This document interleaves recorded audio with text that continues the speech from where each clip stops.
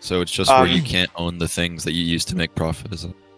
Yeah. Yeah, there can't be like all businesses have to be according to them owned by the workers rather than any sort of individual private owner.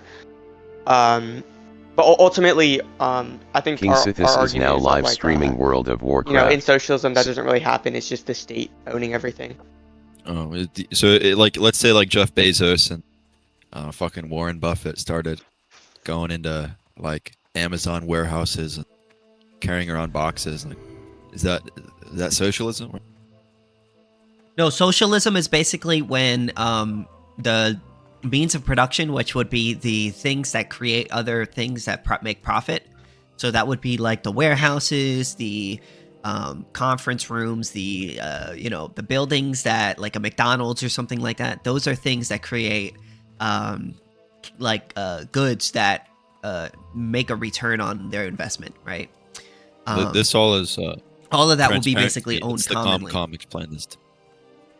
Every single person owns all. Sorry, yeah, like it will be owned by the workers. To answer your question specifically, like if Jeff Bezos or whatever, I don't think he's not the CEO of Amazon anymore. But like, let's imagine he was still the CEO of Amazon or something. Not true. He's somebody else's now.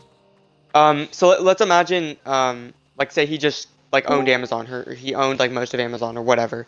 Socialists would say, no, we can't have that. We need to have it so that Amazon is completely owned by all the workers. Like I guess in theory, like he if will Jeff never Bezos beat my subscriber count. just like because he's ass. He's just another liberal. Like owns it, like all of them together. Yeah, like they own. And he they lost own, the like, debate. What does that even all mean? of them would own like a little part of it. I've asked him to debate me many times, and like, he runs away every time. But Yeah, like ideally, kind of like how stockholders would work. Ideally, Is it that would be it? like democratically run through a like majority.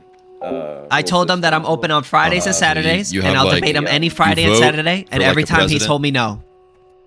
I have a he, job, like, so I can't runs the debate shit? anytime. There would be variations of how you would So if that, run it. let's Like the I work at a gas ideal station. would be for the company to be democratic. Yeah. like if I voted for like if there's like elections like for my manager and then like the CEO and like the HR positions, like is that socialism if that starts happening? Not necessarily. I mean, Well, It that's what you depends just if- explained to me, democratic. Well, it depends if there's a violation of private property rights in this making. Why is it here? Why is it democratic? Well, a company being democratic in itself is not necessarily a bad thing. The issue that us libertarians take is when the state comes in and forces businesses to be democratic. If for instance, if a group of workers came together and said, "Hey, we want to democratically own this business," and the business owner says, "Yes, here you go," and then they run it democratically, then there's nothing wrong with that. We don't see any issue with that. Okay, this makes sense to me. So you're okay with socialism when people do it willingly?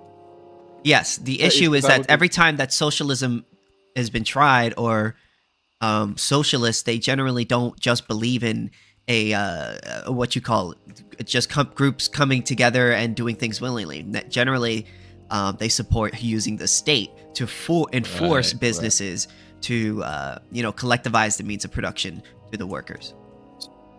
And that's what we're against. There's actually some communes that actually I think thrive because they were very on a small scale, but they were like small villages or whatever, and they were basically communistic in nature. I think they were like Christian or whatever, but they basically helped each other out. They didn't have a lot of private property, like they all shared resources and stuff, and it worked on a very small scale because they all agreed to it. Mm-hmm. Yeah, and there's not I mean, we don't have a problem with that. That is the I think that's like the most fun. I think that's like the original unit of human organization. If you think about like tribes, like in human tribes, right? I don't think these are facts we have access to given the current state of the evidence. But I'm just wondering, like, what's the issue with the state saying, "All right, you guys have to vote for the CEO"? So all the guys vote for the CEO. Well, because that's their property. Because that would be like, aggression. yeah. Aggression is bad. It's coercion. It's state backed always coercion. Yeah. Yeah, aggression is always bad. Coercion in the sense that initiation of unwanted force, but if like somebody comes up to you and smacks you, it would be okay to like retaliate against that person.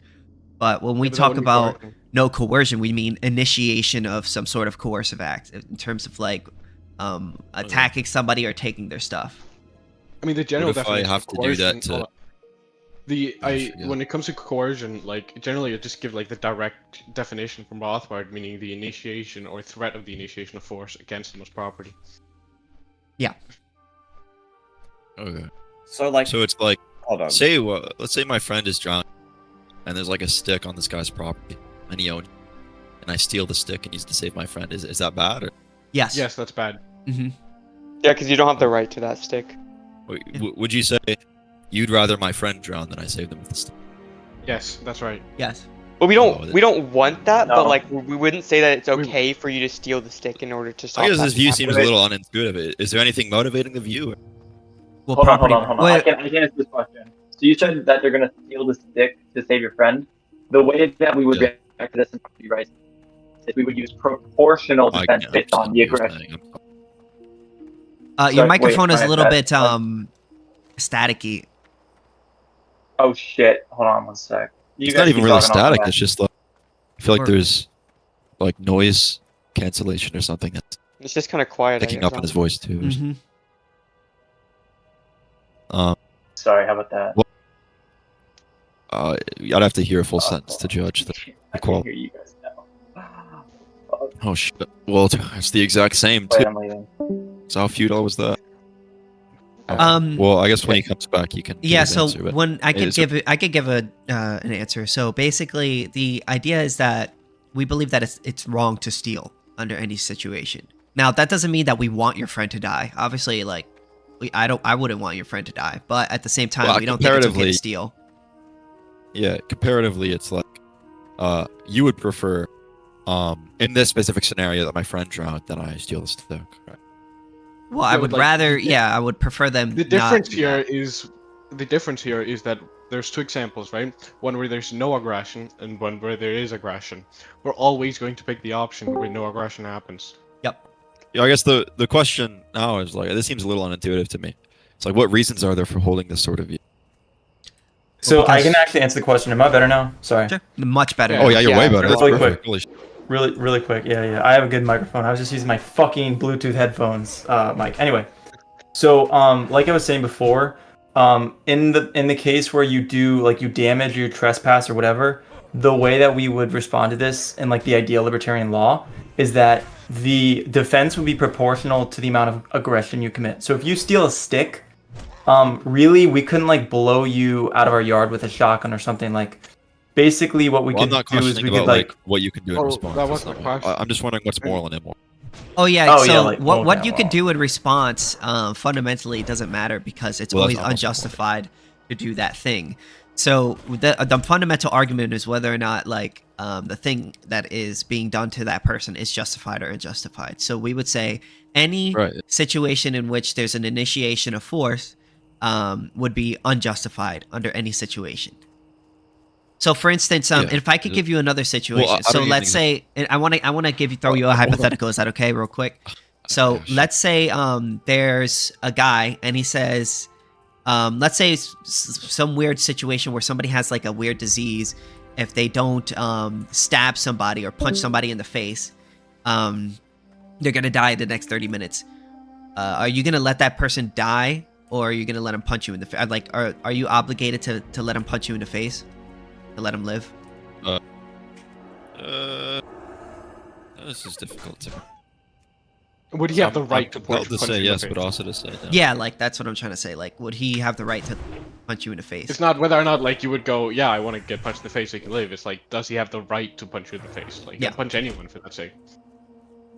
Yeah, I don't know. I guess what I'm leaning towards is yes, but it's. All right, yeah, but like the problem with that is that we can just change punching to like just go continuing and more severe, and then just see what is the difference here. Because okay, well now I'm gonna punch obviously, you. If it's sure, let him punch me. I'll stab you. Okay, let him stab me. Okay, I'll let him rape your ass. You know what I'm saying? Like, yeah, I think if he has to rape, then yeah, I think there's probably no right to that. Yeah, if exactly. But like, what's or the, if it's what's like the say it's like a difference pinch, or say it's like one of your hairs is plucked out, or say it's like one atom is plucked from a stick that you own, and it's like he either dies or he has to secretly pluck an atom from one of your sticks. It's like I'd be like, okay, in those cases, he can probably do that, right? Like one atom from one of my sticks. It's like this is scarcely even violating my property. Yeah, but it seems like it's now I'm- based on your whim, basically how you feel. Like, in this situation, I think it's okay. In this situation, I think it's okay. I don't think I it's think it's okay. pretty rationally about the it's- severity of the action. It's just It's not, not like a a whim. coherent property theory. Yeah, but it's not It's coherent. not a Like, property theory. It's pure whim worship. You don't have any objective rules to distinguish when aggression is I mean, okay. and look, destruction I is think not. stealing an atom is pretty damn severe. Like, I think, look, if you steal my atom, man, I'm gonna hold a grudge against you for the rest of my life. I mean, yeah, you I'm not can't gonna be be happy stealing about atoms. that. Yeah, can't No, think no, about you shit. can't. No, you can't. Well, It's actually, worse than I rape. guess so what I'm not doing here is forwarding some alternative view, right? Where it's like you should have my view instead. I don't have any worked out normative ethics. That's something very interesting. But what I'm wondering is whether or not your view is true, right? And I guess on the face of it, it seems pretty unintuitive, right? It seems like there's Yeah, but that's not an some argument. Pretty unintuitive situation. Well, what's motivating the view is the question, right? It's unintuitive. Well, we don't Right, want I to think saying that- it's unintuitive. It's just like it's not an argument. That's like so. Well, I'm not claiming That's it's like your opinion. well, I wouldn't characterize intuitions as opinions, but I'm just wondering what's the motivation for the view. I mean, intuition. Like, Like, why how would do I you come believe- to your intuitions? Well, So I'm just I wondering guess what the if I can- motivation for the view is. It's like what? There's the two motivations. There's the philosophical one, and then there's the practical, consequential one. Which route do you want to go Give down? me the philosophical. All right, that's your guys. I don't believe in the philosophical ones. You guys do it. I'm not a more realist, but I will say that any argument that you give that to justify any violations of another person's rights can then be turned against you. You would then have no real ground in arguing that thing can't be done to you. Right. So the main Well, thing, yeah. when it comes to, like the philosophical argument here for the NEP is that you have to provide from a proposition you get its negation, and that any negation of the NEP, any deviation from it, would inevitably fall into some sort of contradiction. Contradictions are false, thus the NEP is true. Oh, you think it's logically necessary that the NAP is true? Yes, I think the NEP is an axiom. Oh my goodness. Okay. And I Wait, despise you know, the David logical Friedman. necessity is when you have like a formula that's true in every single valuation. Like you think if we Yes. formalize the NEP and then put it into a truth table, every single We're about one to get our is true. asses whooped. Yeah, think the we NEP should is an probably axiom. stay away from the moral realism well, thing. What I'm Well, trying to I just say, want to know. I'm wondering what this guy's view And is. I This seems dis- outrageous. How about And this? I Okay. despise David Friedman. Okay. Just hold on. Yeah. Doggo. So Yeah. I want to be clear. The claim right now is that Mhm. if you put the NAP into a truth table, like you formalize, you translate it prop logic, and put it into a Mhm. truth table, it'd be true in every single row.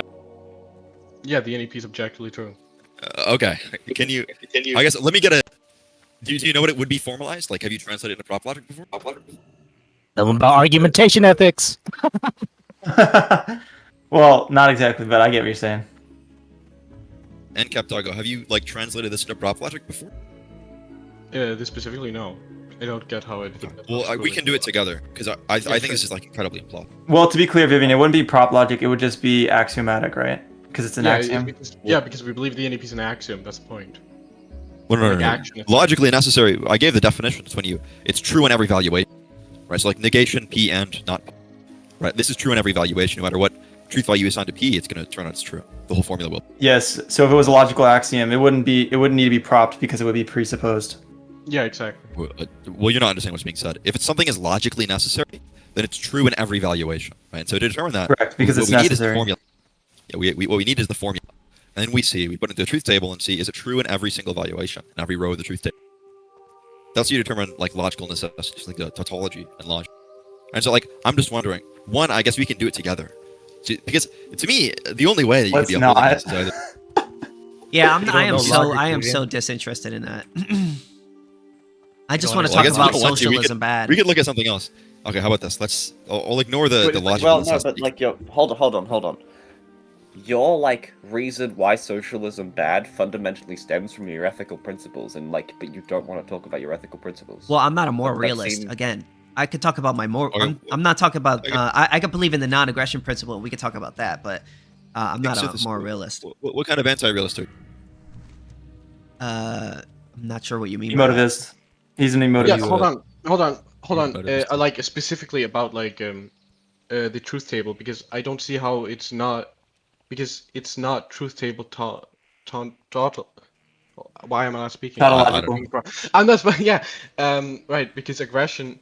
Hold on. Because ethical No, axioms aggression aren't isn't a contradiction. propositional It doesn't connective. work. No, the point is that ethical axioms aren't propositional connectives. They're So not I don't connectives, think obviously. The axioms themselves. Yeah, but it's those an ethical axioms would be axiom. I don't think it's propositional. analogous. Okay. Well, the definition of logical necessity is when it's true in every valuation, and that's how we determine if it's true in every valuation. Is put it to a truth table, right?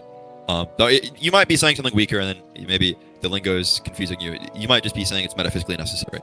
In Yeah, but it's which like, case, my like ethical point is that you cannot deny it in argumentation without falling into contradiction. Okay, sure. I mean, so is there any one contradiction that you think is like a corollary of the negation of the NAP, or What is do it you just mean a by different that? sort of contradiction? So is there can't any argue one with contradiction? It would be a performative contradiction. Oh, okay. So it's not that it's like a P and not. I mean, it would be as well. It's just like but it's a contradiction. okay. Well, okay. So what I wonder is what the P and not P entailed by the negation of the NAP is. So what he's saying is that the talk, the speaking would be the not P, and the action would be the P. But the problem is that's not a contradiction. No, that's not what That I'm is saying. true. It's not a contradiction. There's a complete strawman of argumentation. Okay. Well, I'm glad that's a straw man because I think it's a really bad argument. The point is, you can't derive a truth claim. You can't try to justify a violate. You can't try to justify any other norm than private property. Like, if I do an action, hold on. If I do an action, that's not a performative contradiction. Like, if I go on a grass, I go punch someone in the face, that's not a performative contradiction. However, if I were to try to justify me punching someone in the face, that would be performative contradiction because argumentation. Saying libertarian norms are a necessary condition for argumentation. That's what he's saying. Yeah. Which is Okay. false. Okay, but the Necessary problem condition for this is the- actual argumentation. This is just gonna end up in fighting shit, isn't Any it? verbal argument. well, there's a big problem here, guys. You can have a language of aggression, and so you can't justify aggressively. Like you can have a language where in order to say any proposition, you have to communicate it with aggressive violence, and there's no performative contradiction there. What? Like imagine, so look, if we're punching, imagine we have a language where we have to punch each other to express letters, right? So like, let's say I punch you once, that's A. I punch you twice, that's B, right? Instead, let's make a language of aggression where basically I have to surprise you with an attack that you don't expect, so it's aggressive, right? In order to communicate anything. That would be an aggressive language. Therefore, you would be able to argue aggressively. You're a retard. Yes. Yo. Wait, calling him a calling him a retard is not an argument. It's not really. I didn't say it was an argument. That's not comparable because That was funny. argumentation itself is something that is conflict avoidance. It's non-violent necessity. I mean, sure, that's just a tautology. You're just defining it that way. Yeah, it is True. necessity. No, actually, you are. I mean, yeah, well, shit. I mean, I guess all language is tautology. Whatever. That's not what I said. I don't think that's true. But, Are we gonna get into why socialism bad or? Yeah, let's talk about something interesting. Come on, Yeah, guys. this is like so This is uninteresting. Socialism I guess I can recount the conversation. Yeah. Is it? Well, I'm sure I just got here, so I'm sure you guys recounting actually- gonna go into why socialism bad or an argument for why socialism good? Yeah, so that was the deontic path of capitalism deontic or path. libertarianism, but we could also go down the consequential route, like what economic system works. Yeah, that's what I. I just about. here. I'm sure you guys have defined socialism, right? Free market capitalism We have defined absolutely works the best. Okay, thank you, buddy. Could you put it in the side chat what you sort of decided to define socialism as? Would be the collectivization of private property. Workers owning the means of production. Sorry, could you say that again? Sorry. The workers owning the means of production, or in other words, the collectivization of private property. The workers owning the means of production. Okay. What are the means of production? Just so I'm clear. Means of production would be private property, or in other words, any like scarce object that creates other goods that would be sold for a profit. So for instance, like a McDonald's, like the machines in the McDonald's that creates burgers, like a manufacturing machines, things like that. It's You know. always broken. So if the forklift, private property, maybe I'm misunderstanding, so correct me if I'm wrong. If the private property is public, it's no longer private property, right?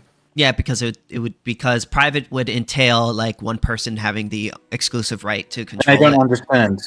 Whereas public. I'm not saying it wrong. I just don't. Well, because you're defining means of production as private property, but by your definition, it's not private. So it, from the now I get where your confusion is. So from the libertarian standpoint, all property is private because it's all owned by one individual, right? Because that's how we would define it. But under the socialist logic, they would have two different views of property. Well, three, I guess more like three, a couple different views of property, which would be public property, and there would be private property, and then there would be personal property. So private property would be property that is owned by the capitalist class, who own basically the machines that create other things like manufacturing stuff, like I explained earlier.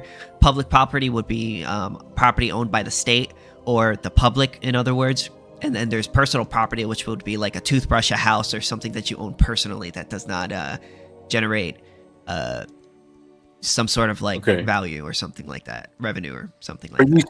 So are you saying that in socialism there is no personal property? No, what I'm saying in socialism, there's no private property in the sense that all private property would be socially controlled, either by the state or the groups or a group of people.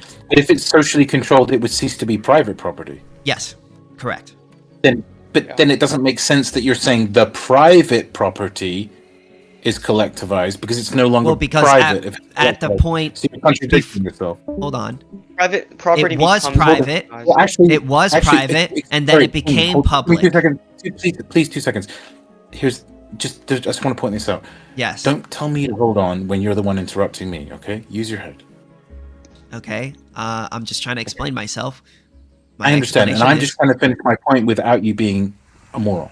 Okay, go ahead. Okay. Well, all right. So you interrupted him for that? Okay, whatever. Yeah. Okay. Yeah.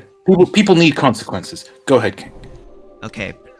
So it was private when it was owned by the private owners, but then when socialism kicks in, it ceases to be private property, and they take it, they make it public, and then they redistribute it. Right. So then we shouldn't define means of production as private property because in this case it ceases to be private. Yeah, it would not.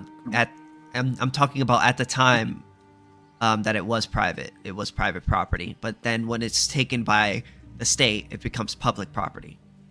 So you have like a retroactive definition of socialism? Socialism isn't something that has happened yet. So as of right now, we live under a private property system. What I'm saying is, your definition isn't what is the case. Your definition is how they define it. I'm telling you how they define it. I'm telling you how they define it. Okay, well, can I evaluate a point even if it's somebody else making it, or is that not okay? Yeah. Okay, well, that's what I'm trying to do. Don't take it personally. I'm just trying to evaluate a point. I'm not taking anything personally. I'm just clarifying. Okay, well, to be honest with you, I don't care who's saying it. I just care about the point that I'm trying to evaluate. Make it. No one's stopping you. Well, no, I'm not making a point. I'm evaluating a point. Okay. That was what I said. What's your evaluation? Well, you were about to find out, but then you started quibbling. Anyway, so what I'm saying is, if you is the means of production private property? It depends on who's the owner.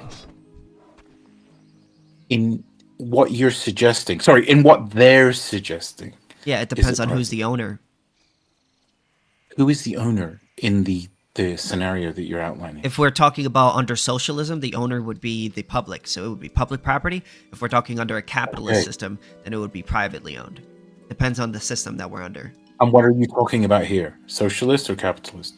We're talking about socialism and why it's bad. Okay, cool. So we're talking about socialism. So in this case, the means of production, because the reason why I was confused is because you initially said that the means of production was private. Now you're saying it's public, right? No, I said whether or not it's public or private depends on who the owner is. And as of right now, we live under a semi-private public system. Okay, we don't necessarily have to relitigate but I'm pretty sure you said, when I asked you what the means of production was, you were talking about private property. Right now, as of it is, mostly private, but we live under a private public system. All I'm saying, it was confusing to me to say the public ownership of the means of whether or not the means of production is public or private depends on who the owner is. I heard you all 3 times. I promise you. Mm-hmm. I was just for clarification, he was talking about the forms of all property, so that includes in a free market economy, and then also includes the socialism. Correct me if I'm wrong. What you're stating is under socialism, everything would be either public property or personal property. Personal property is basically what socialists say is private property. So your cell phone is personal property. Only you can have it. Your fucking blanket you keep in your house would be personal property. We're like a warehouse manufacturing plant. None of that's personal property. Personal property is like your personal affects, your diary, your fucking cell phone, shit like that. Exactly. Yeah. That's how the socialists view it. Basically, they demoralize you and strip you down in such a way where the only things you actually hold are your fucking cell phone, a blanket, and the clothes on your back. That sounds great. That's not very good. That sounds like very demoralizing. Please, look, let's not socialize humor, okay? Anyway, what I'm saying is, if it would just confuse me because it sounded like what you were saying was the public stuff is private, but I think you didn't mean that. So okay. Clearly. No, he was just laying out that there's like different property exists, and then there's different systems on how to handle property. So it's like which system is the best system to handle property. I have a question that you might be able to help me with, actually. So if we have all these definitions of property, types of property, what makes them all property? Whether they're scarce. What makes them property? Like like a scarce object or something, probably. So scarcity equals property? Well, like anything can be property, is right? just a concept. It's a concept that us humans make to settle disputes over scarce means. So, for instance, if if I'm the owner of a rock, it's a concept that us humans kind of made up to settle whether or not you have the right to that rock or I have the right to that rock. So, and property only really occurs when it comes to like scarce physical objects, because only then can you like exclude another person from that thing. So if no humans existed, no property would exist, correct? Precisely, yes. It's just a concept. Okay, well, everything's just a concept, right? No, the world is not a concept. I actually disagree with you, if that's okay. I mean, we don't have to get into that. Please don't get bogged down into this. Yeah, that's like a side thing. Look, hold on. Lee Channing, I'm willing to go down there with you, but no. I'm joking. Oh, wait, we got this crazy. Keep it on the socialism. We got to stick to the socialism. Don't question my assumptions. I can't get to my conclusions.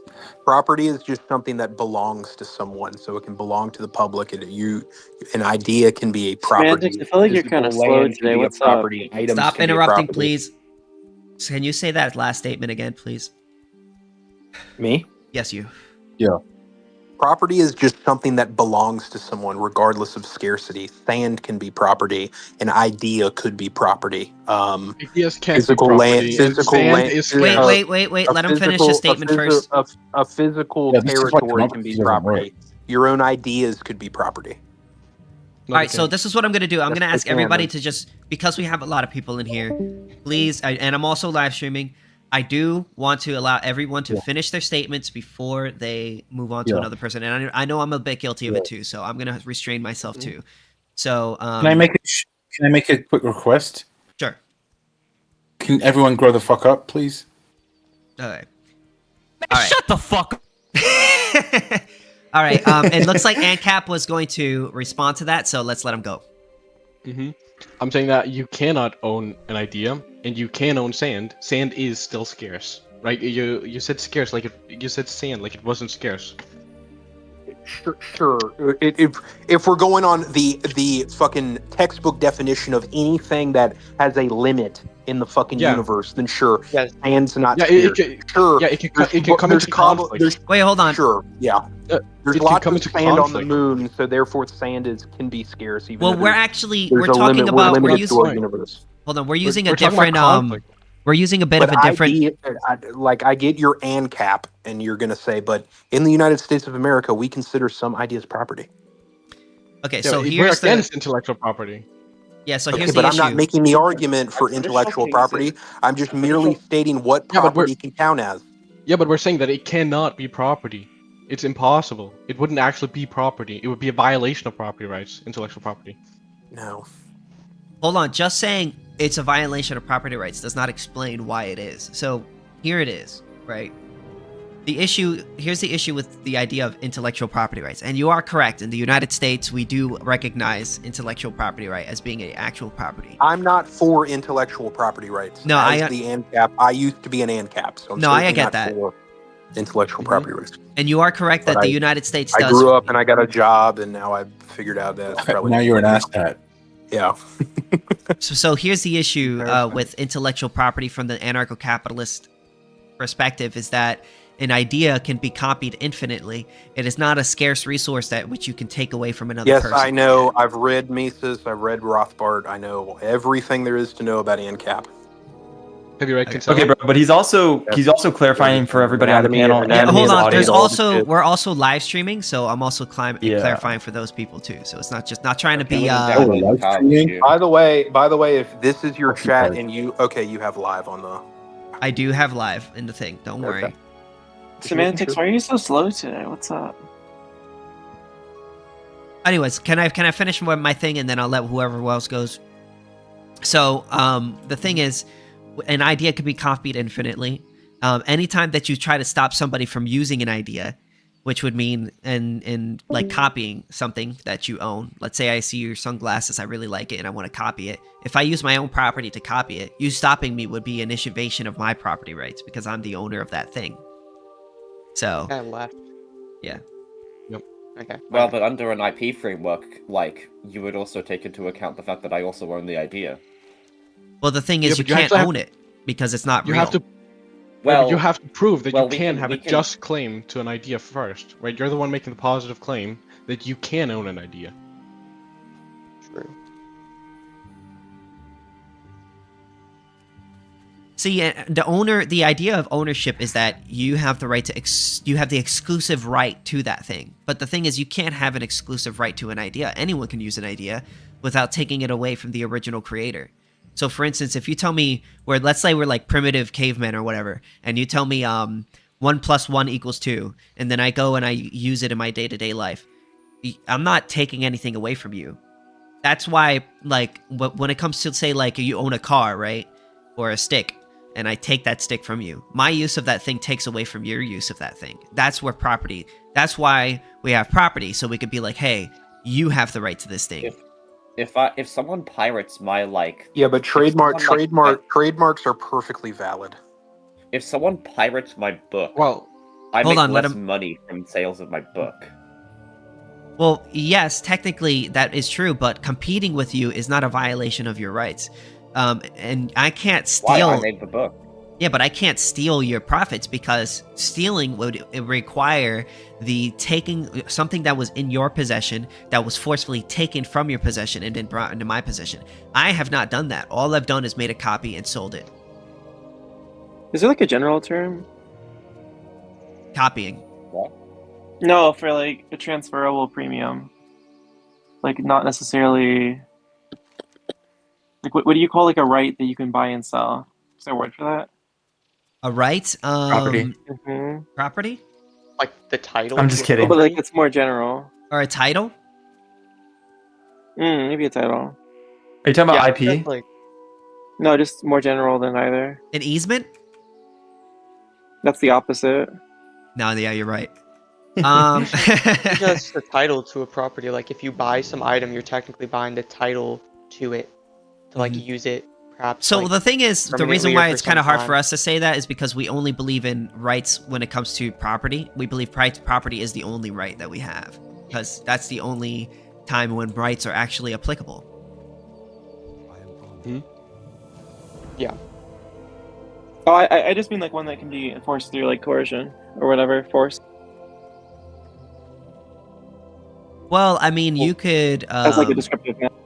you could sell the right to access your body for a certain amount of minutes, right? To be a I guess prostitute. it'd be like an entitlement, maybe like an option. Not I don't sure. know.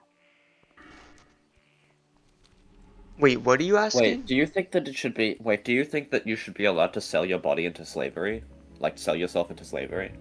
No, that wouldn't be slavery. I wouldn't consider prostitution to be slavery.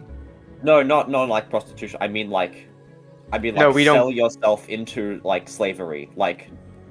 Well, if No, the you can't problem do with that. the problem with that is that if sell yourself into slavery, I mean, if you're choosing to work there, then it's not really slavery because you're choosing to work there. No. If somebody's No. forcing you, we would be against that because that would be an initiation of force. I think what he's saying is like, can you sell your body to can you sell the right of your body to someone? And like you can't. No, that's impossible. You can refuse any contract. So you can refuse any but what if contract. I- So what if you do like, but what if the contract says that like I now am like indentured to like work for a person, right?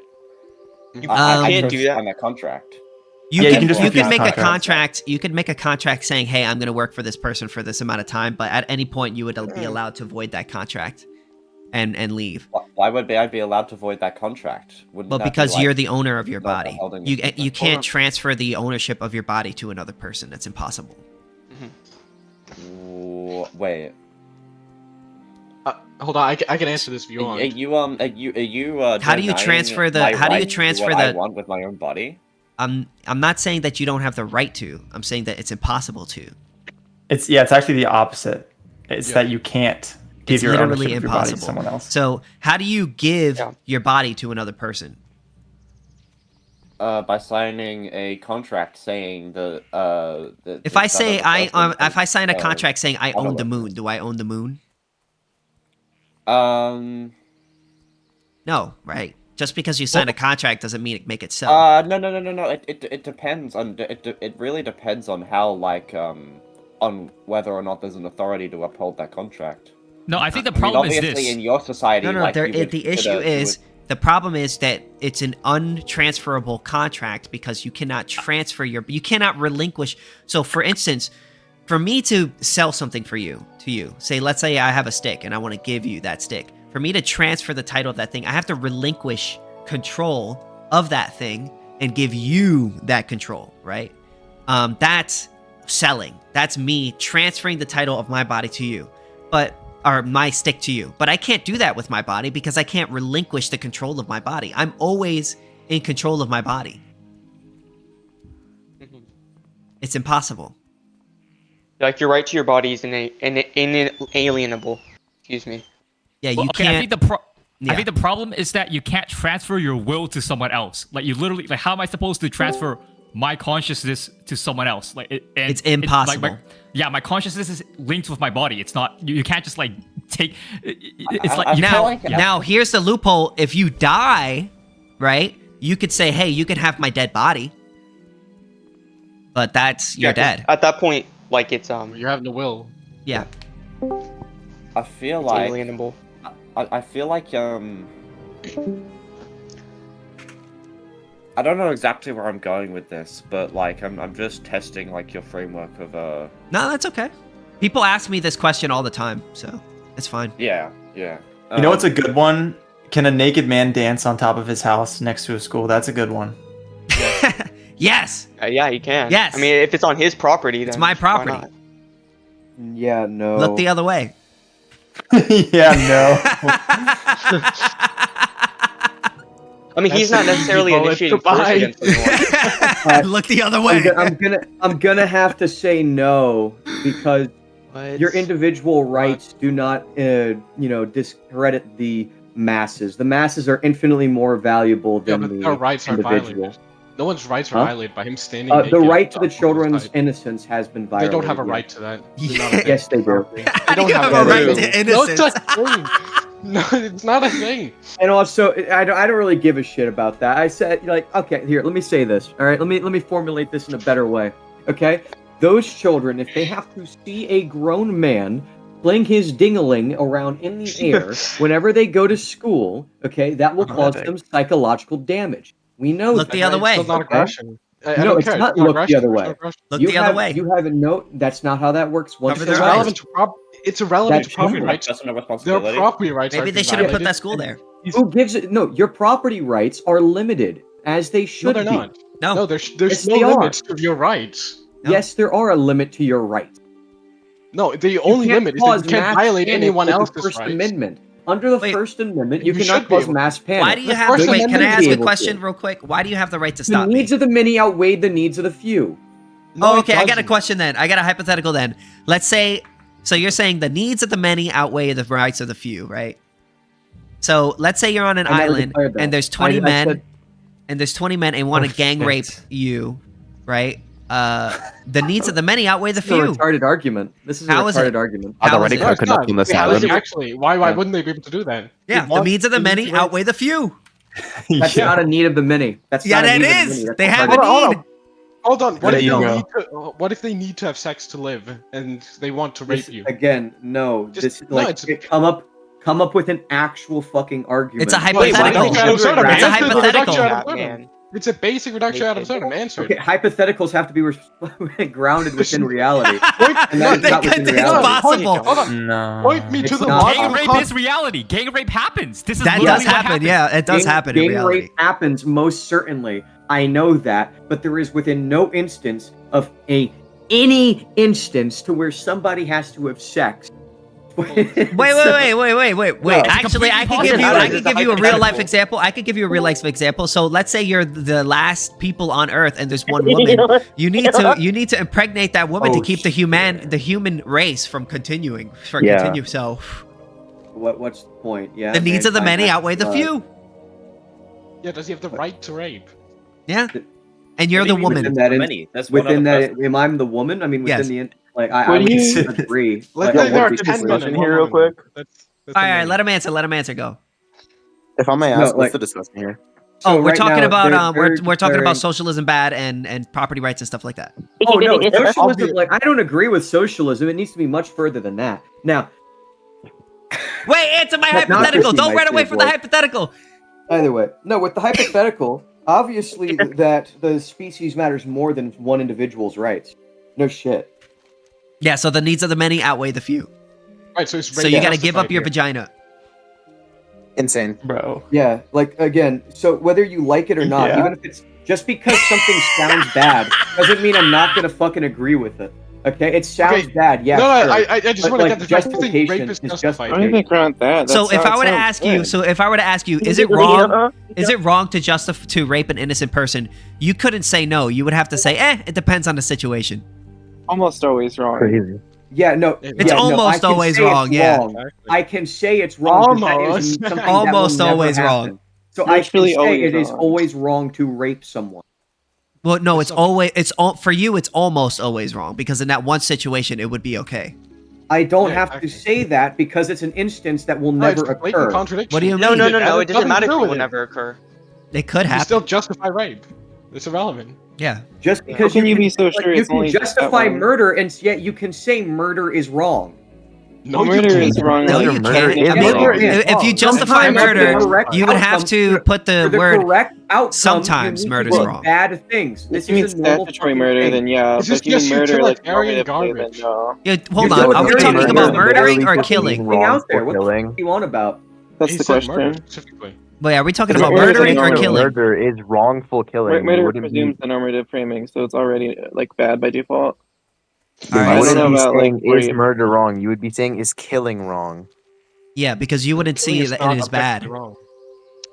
So No, hold because on, like murder okay, so is guys, bad. Like, let's just by to clarify this definition, real it's quick. Wrongful killing. No, just to clarify this real quick. So when we say murder, is it wrong to murder somebody, right? That would mean that it is automatically bad because of the word murder. Unless you say, is it wrong to kill somebody? Okay, well then there's like some leeway because like, okay, well if somebody's coming to stab you and you kill them, okay, well then yeah, sometimes it's also okay to kill somebody. But if you say it's always okay to murder somebody, you're basically saying, yeah, it's okay to kill somebody unjustified in an unjustified manner.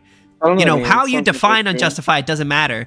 It's just the fact that you say it's unjustified and you say it's okay, even though it's unjustified. By that instant, most It's murder interesting how like murder is like justified within their own normatively instances. defined, but like rape You're is going off really individual. defined, jurisdictionally defined. I Wait, don't know hold where the on, language hold on. works One for at it. a time, Ratify. Go ahead, Ratify. I was then. first. Okay. No, you go ahead. I was saying you go ahead. Yeah, murder is like normatively demarcated, but rape isn't. It's like based on statute, which is interesting. Say that again? Because I think when people say rape, they always mean statutory rape. When people say murder, they always mean like normative, like homicide, like normatively bad. They don't mean like homicide. I don't know why our language works like that. It's interesting. Well, that's just a legal term, homicide. We're talking about like murder in the normative framework. Yeah, but like when we say murder, we mean like bad, right? Murder is also We're a legal assuming term. that. When we Yeah, say but rape, we don't killing, actually that's necessarily do that's that. why people differentiate the word murdering from killing, because Well, killing you don't would just have- be Sure. Yeah, I agree, but why don't we have those two words for rape? I guess it's just like not very common to like have a well, because there's no virtuous such sense of thing it. as a consensual rape. Yeah, There you can never can't be a define lawful it. rape. No, there could be a consent, non-consent is well, definitionally there could be in some consensual jurisdictions, rape. right? If you're Well, taking, there's like, no a such thing as a statutory sense. justified rape. Yeah, There exactly. could be. No, there could be. There most certainly What? could be, yes. Okay, I get How? what Ratify is saying. Okay. Wait, how could there be? So it wouldn't be okay. I get what you're saying. You're basically saying that murder. You're basically supposing that it's a wrongful killing, whereas if you say it's rape, then you're automatically presupposing that it's a forceful Yeah, sex. rape is analogous to like killing. Yeah, but I don't know But if rape, it's an analogy. but the problem Rape with is rape, inherently right, is justified. that rape is a forceful sex. And in this situation, he doesn't care if it's forceful. So it would still be called rape. Do you know what I mean? I don't think anyone stipulates forcefulness in their definition of rape. I think if you did like the analogy. Well, then It's how just would like you define rape? non-consent. If Like, I don't- so it's just Jurisdictionally. non-consenting. Non-consensual sex is rape. Okay. No, I think so it's it would be consensual. unconsensual. So in the it's hypothetical I always gave, it statutory. was unconsensual, You mean I don't think non-consensual? great definition. not consensual, whatever. Not non-consensual sex is the definition of rape. Yes, I don't think that's the definition of rape. No, it is. it is. No, I It think it's typically jurisdictionally involves sensitive. force because that's how you typically get it, right? I think that's a very But, like, good I think definition. when people say rape, they always mean like jurisdictionally. No, okay, so hold on. Yeah, but, like, that's, If you like, rape, positive. if you take someone and rape them in their sleep, you're not using violence and or force to do so. You are doing it whilst they are asleep. That's true. Yeah, that is true. Okay. Yeah, but you're That's directing still the rape. use of their property against their will. No, I Your just think body it's isn't their property. What the fuck? Yes, it is. Of Well, course your it body is your Your property. body is Exactly not your property. Yes, it Well, is. if they're your child, Yes, it is. according to this guy's role. How is your body not your property? How is your body? It's not your property. It's nobody's property. Fuck. So you don't have the right to Wait, exclude others. No, from- but all wait, honestly, hold on. it's What is the a- body in this case. Wait, do you not property- control your body? Yeah, you're the You owner of control it. your body, but it is not. Yeah, but children can't If you be owners. control it, that means it's if you rightfully control it, that means it's your property, and you Yeah, That's not rightfully what control your body property is. because you inhabit it. Well, Yes, property is the right to actually how have we control. define Well, property is whose the right to property control is a it? scarce resource, which would be any physical object. Yeah, And because that's your body not is a what- physical object and you have the right to exclude other people from that thing, we would say that you are the owner of your body. When you really Yeah, think about that's it, not at all what it the is. fundamental dichotomy of Well, then what is your body? hyperverse actually disproves, What yeah. is property? Define property. Yeah, how do you define property? property? Is something that you own, and you don't own your body. Yeah, but define what is- ownership? yeah, how do you That's a define circular ownership? definition. Define Ownership. The ownership of something is something that you can covet for yourself and only for yourself. Is your body Yeah, but your you- property, or is it that just also part applies of to your you? body. Your body Someone is can- communal property. If you want to say that What? by that to clear What? read. How? What? So How? if the How- community wants to rape you, that makes it okay? No, what the fuck is with you and rape? Holy shit. Because Well, I it mean, destroys that's your the logical position. conclusion to what you're No, it doesn't. specifying. Yes, it is. Oh my god. You want to take an irrational position towards a rational claim. It's Hold on. You're the one who made the claim that your body is communally owned. So if your body is communally owned, by your sense, if you wish to call your body property, then private by property. Your own decree, private your property. Private property is something that would not classify as your body because your body is part of the collective. You are the collective. So you believe that our body? Hold on. So you believe our body is collectively owned? Yeah, because the collective is much more important, and this has been the conclusion of every nation. So if the collective says that they want to do sexual things to you, that makes it okay? That's an why are you going with these irrational, illogical? It's the logical conclusion of your argument. No, it isn't the logical conclusion. I don't think he's saying that it's right. I think he's just saying it's like collectivism is inherently ties to rape. Hold on. If you're the owner of something, that means you have the hold on. If you're the owner of something, that means you have the right to do what you want with that thing. Collectivism is the Collectivism is rape. Collectivism is rape. Collectivism is yes. True. Okay, true. Hold on. Unironically. I definitely own my guns. Does that mean I'm allowed to just go shoot up the school with them? No, because you're initiating an aggression. Well, then you just disagreed with what your own statement. Hold on. So, we said ownership. Hold on. Let me define ownership. Let me define ownership from the libertarian standpoint. Well, Ownership is the right to exclude another person from a scarce resource.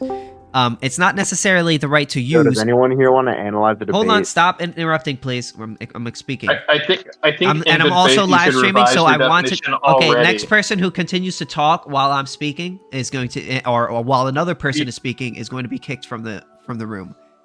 You said scarce resources. Okay, so I got you. I guess I'm gonna have to kick you from the room then, because you keep talking while I'm speaking. You just asked a question. Oh, so you're gonna call me a bitch now? So we're gonna go into insults. Yeah, I mean you're disingenuous. Let's gang rape him. Yeah. Yeah, this gets it. No, you guys don't want to debate. You guys just want to throw insults. That's what you guys want to do. No, because I have no interest in insulting you. I'm here in good faith. I think we all need to calm down. My only request from you guys is that we allow each other to hear each other out. I want to do the same for you as well. I want to hear you out too.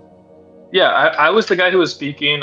You were giving a definition. I was just trying to help you with the definition. No, you don't need to help me, man. Just allow me. I got this. Just sure. Okay, allow go me. Or you could just ask me. You know. That's what I was trying to do, and then we got into But I didn't hear you. It's okay. So go ahead. But don't worry, I got you. It's all good. So the thing is, ownership is the right to exclude, and also I'm live streaming for anyone who just joined. I'm live streaming this, so I do want this to be listenable.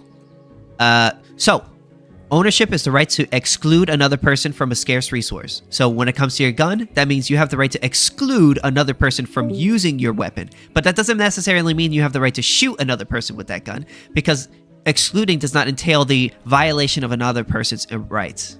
Now, whoever wants to respond can go ahead. Yeah, so I think I would agree with that definition. I would probably change the terminology from scarce resource to just resource. But resources in general. Oh, sorry. Go ahead.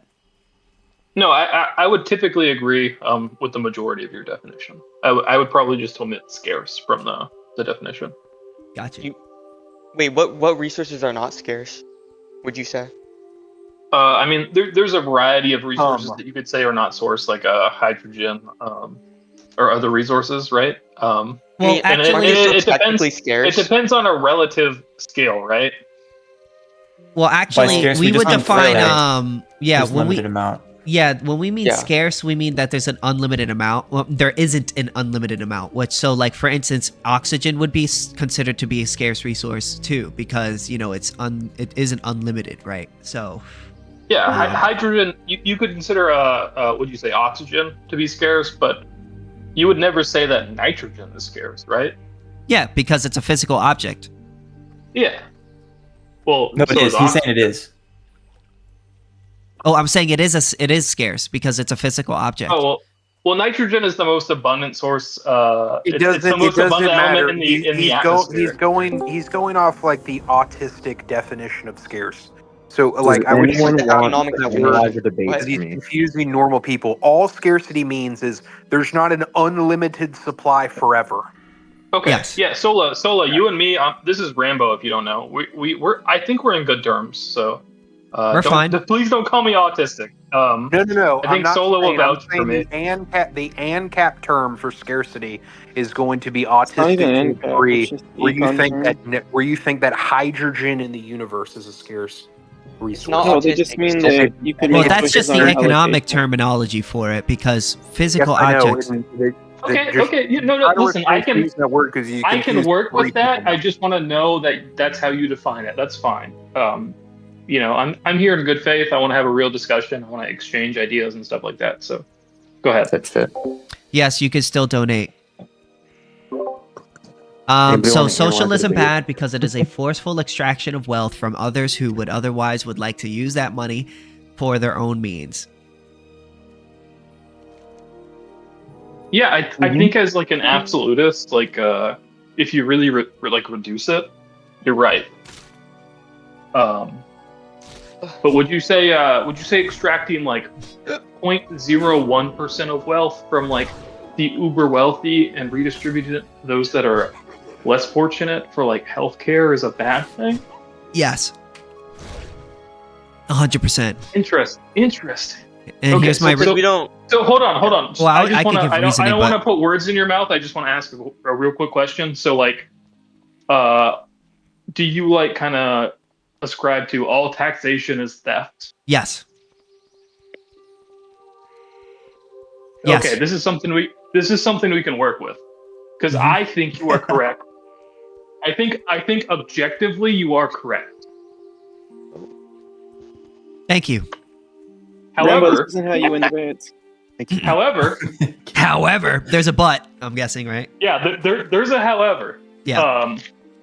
So, in the interest of living in a civilized society where we have an interest in the betterment of each individual, if you can cause an extraordinarily low amount of harm to people who are much more fortunate and redistribute that to people who are less fortunate, there is a net gain in their quality of life and the potential betterment of society, right? You could have people from the lowest quartiles of income and society grow up to be doctors and heroes in the military and things like this. Heroes. Yeah, I mean that's Well, yeah. So why do managing you want the resources than rich people? Yeah. So why do you want to take away the next Einstein? Is what he's asking. Right, because I'm somebody who for me personally, I dropped out of high school at 16, but eventually I got a military scholarship to go to medical school. Now I'm an army doctor. So what I would say is that I'm not sure saying that how me saying I don't think it's okay to rob people in order to pay for things that that person would otherwise not want to pay their money into is somehow preventing the next Einstein from being created. Have you ever heard of the broken window fallacy? Yeah, I'm familiar with that. And if the initial debate was based upon what you just said, I joined a little bit late. I'm just trying to get the grand scope of what's going on, the worldview, right? Mm-hmm. So broken window is even a fallacy per se? Well, actually, yeah, it is. Well, it's called the broken window fallacy, but it's not the broken window that is the fallacy. So I can explain it real quick for those who don't know what that is. The broken window, and I actually made a YouTube video about it, so go check it out after this. Anyways, so the broken window fallacy is basically the idea that sometimes people have this like belief that when you break a window, that it causes more economic growth. Oh my God. And the reason why they believe that is because, when you break a window, you see somebody getting paid to fix that window. So that's a job that would have otherwise not have been there from their perspective. But the issue is that you're looking at what is seen, but what you don't see is not what is not seen. There's the seen and the unseen, And the unseen... I was hearing the broken windows theory, which is different, completely different thing. Yeah. So basically the idea behind this is the seen and the unseen. What you see is somebody getting a job. What you don't see is the money that person would have spent that money on had he had not had to spend that money on fixing that window. So for instance, he had to spend like $100 to spend a window. So that $100 before the window, he would have spent that money on a new suit. So he would have had a perfectly, before the window was broken, he would have had a completely intact window with also a suit that he wanted to spend that money on. But now he has no suit and has to fix the window. So anytime that you destroy or force somebody to pay for something they don't want, that's value that they could have spent on something that would have helped their lives or made their lives better. That's value that could have been generated, but was no longer generated, was taken from them. And that can also be applied to the state, because the state forces you to pay into its systems, and it spends your money on things that you would have otherwise spent on something else. So it's a net destruction of wealth. It is the state is a parasite. Wait, are you that's just factually incorrect though. Like there's direct correlations with the increase of equity with like state spending on like social programs. Like, does correlation equals causation? It's verifiable. It's verifiable. Does correlation equal causation? You're talking to this guy the wrong way. The problem is what you're doing is you're looking at a study and being like, hey, when we implemented this, hold on. Wait, so the word causal, hold on, stop, wait. Let me respond. So when you look at these studies, you'd be like, oh my God, well, we implemented this when we stole money from these people, right? We spent it on welfare. It made the people on welfare better off. But the problem is all you're seeing is the seen. You're not seeing the unseen. How do you can't test? You cannot hold on after the fact. Hold on after the fact. No, Johnny B. Just hold on. I'm not finished speaking. Yeah, well, it was kind of a back and forth between me and King, right? Okay, I mean it's a public room. No, actually, it's my room. Yeah, but the point is that it's not a one-on-one. There's a public easement. Yeah, so you're not allowed. I guess you're afraid of my answer because you don't want to allow me to finish it. Yeah, go ahead, King. I think I know what the logical conclusion is here, because I used to think this way. So the problem is when you show a study, right? You say, "Oh, look, I took money from this group of people and I gave it to this group of people, and now these people are better off than they would otherwise have been had we not stolen from those people." But the problem is you can't do a study to see how those people would have been that you stole it from, what they would have spent their money, because you already stole it from them. And that's the difference between doing a scientific study on, say, like medication or something like that versus a study on economics, because you can't see, okay, like Jesus Christ, you guys just really have an issue hearing the opinion that differs from your own, it seems. So whenever you do a study, you cannot study what is not seen, what could have been had it not been put in place in the first place. You're absolutely right. No, you're not right. You think it's impossible to do causal research in economics? What the fuck? You actually think that? I'm not saying it's impossible to do research. What I'm saying is that it's impossible. Causal research in economics. No, yeah, it's impossible. Yes. His example in this hypothetical is quasi-experimental design. So, for instance, and I can explain. So, economics is a priority. Yeah, so I can explain why. So with a medication study, say like when you have like something like a medication study, you can have like a twin study where you have two people who are pretty much the same, and you could test that medication on that one person and that other person and get millions of different people, and you could see how that result would have been had that person not taken that medication in the first place. But the difference between an economic study is you cannot see how a policy would have been had you not put it into place. The only thing that you can do is take a neighboring city that doesn't have that policy with completely different people, with completely different study systems, with completely different tax situations, completely different businesses, and then try to compare them with each other. It's not. It's impossible to make a correlation from that. You cannot evaluate that which never happened. What do you think about like RDDs? Say that again. Well, what do you think about like RDDs? I don't know what an RDD is. It's like a popular form of causal study in econometrics. All right, go ahead and explain. Like this has nothing to do with Austrian. This is just study methods. I'm not. Like you're the one making the claim. I don't know what RDD is, so I'm asking you to explain what it is. School start dates is like a common example. Yeah, give it. Like what we'll notice is like there's a giant discontinuity. People who fall one day short of a school start date or one day, after that school start date. And so like the degree to which that discontinuity is truly like at a right angle, you can do some like basic stats to say like what's the probability that it's causal, and you can have like within like 95% confidence there's like some causal effect there, especially if the discontinuity is especially abrupt.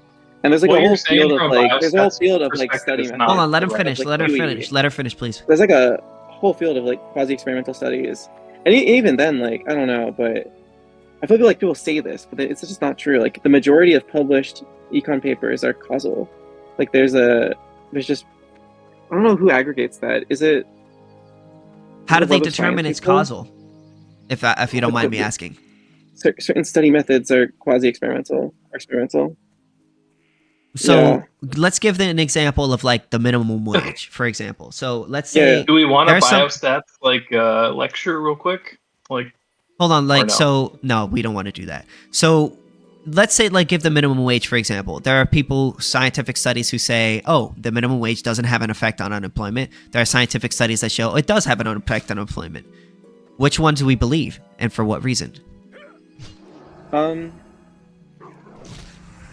There's like a tier of evidence, like whichever has the best methodology, and then even then, like you could have conflicting studies with similar methodology, but you don't tend to.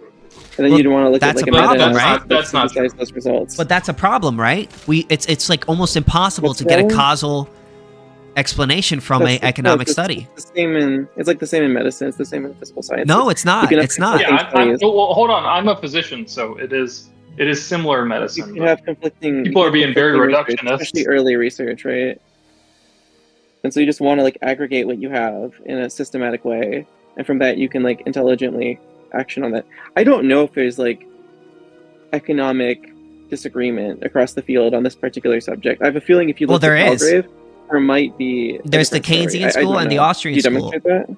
Well, yeah, there's the Keynesian. Like ideologically, just like results wise, is there actually disagreement there? I don't know.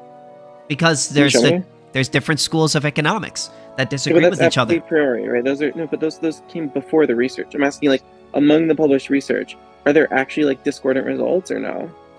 Yes. Could you show us?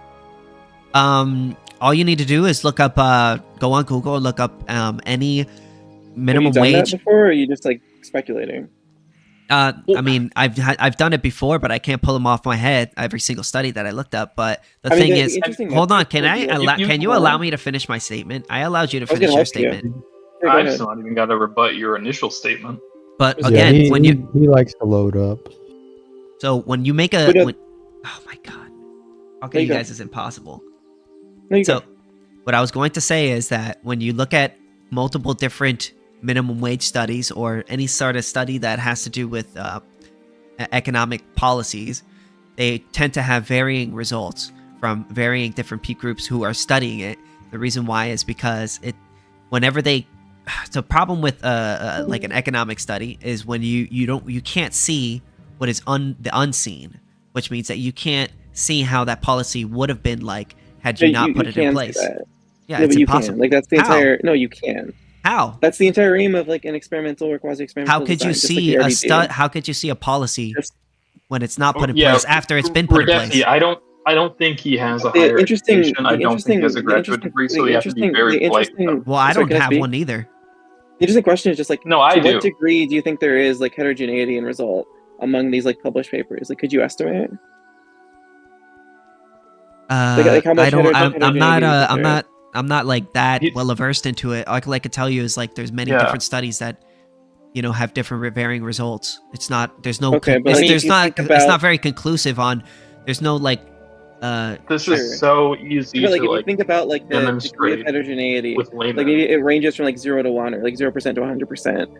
Are you thinking it's like closer to the 100%, closer to the 10%, maybe like 80%? Like, I'm not sure what you're asking. I'm not sure what you're asking.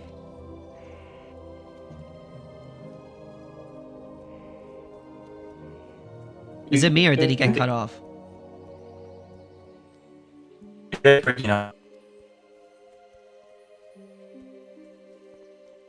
Am I laggy or are you guys laggy?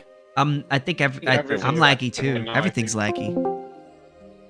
I think that might be the Discord servers having some issues. Everything was lagging for a second. All right. Can I just talk for like Yeah. Okay. So Rambo. What is your name? Rambo has been waiting to talk for a while. So let's let him go. But can you answer the question first? I'm typically very succinct. Hold on, I didn't hear your question because the what was going on. I'm sorry. Sure. If you imagine there's like a degree of heterogeneity from like 0 to 1 or 0% to 100%. Do you have like some intuition there, or you think it's like especially high, like 80%? I can't give you. I can't give you. Doesn't even make a lot of. Yeah, I'm not sure I can give you. Make a lot of some sense. intuition here because you're making though. You're saying there's a lot of heterogeneity in result. So clearly you have some intuition about where it's at, right? Like clearly it's above some level. No, I don't have the. I haven't looked at every single study. No, so I can't give you a concrete answer. When you say, all right, so like Rambo wanted to ask. I've answered your. Listen to me. I've answered your question. So now we're gonna move on to Rambo. It's contradictory. Yeah, Right, it contradicts what you said earlier. Okay, got you. Rambo, go. Rambo, you don't again, disagree, do you? Not that it matters. I'm a physician. I have a graduate degree. Obviously, I'm literally a medical doctor. Can you stop interrupting him, please? So you kind of talked about like this sort of broken windows theory where if you take $100 from somebody, they could have fixed their window or they could have helped somebody else, right? Like so you took the money from them, and now they have to double the money to fix their window and help this other person, right? Yeah. Well, actually, is it can I reasonable? Explain that real quick? Well, no, I think because you got it a little bit off. No, I'm just being very brief and colloquial. That's fine. I do understand where you're coming from because I used to come from the same standpoint. Mm-hmm. Yeah, so $100 or X amount of money to varying levels of income, it's not the same. Okay, do you recognize this? Like, I'm a pretty wealthy individual. If you give me an extra $100, it's not something I'm going to notice. However, if it's $100 extra for somebody who's going to buy groceries or pay their car insurance, it's a very big deal for them, right? Marginal utility. Yeah, so we reduce this sort of stressor on them and allows them to do something else, right? Because for me personally, if I didn't have my bachelor's degree, I didn't go to undergrad, get nuclear medicine degree. Yeah, go ahead. Can I ask you a question? Yeah. What'd you get on your step 1? Well, it's pass fail, so. Okay, you're okay. What kind of question is that? Dude, every like fake doctor refuses to answer that, and I'm like, no, shit. Yeah. Well, it's just Anyway. pass fail. I know. It's the point. So I'm currently I actually just did very poorly on my my Comlex level 3 sort of pre-assessment, but anyway, yeah. So there's this sort of inequity with what $100 or X amount of money means to individuals. So we can accept that even though the absolute value is the same, it means something different to these different sort of income quartiles, and you can get different results if you redistribute that in a certain way, right? So if I take $300,000 from Jeff Bezos, he's probably not going to notice that much. But if you give it to an army medical student for their scholarship, there's going to be hundreds, if not thousands, of lives that are going to be changed from that individual's education. Do you recognize that there's a sort of inequity in sort of how that money is spent? Yeah, but who's going to use the money better? Probably. So it depends on what you value. So potentially Jeff Bezos could take. You can answer it. We'll say $10.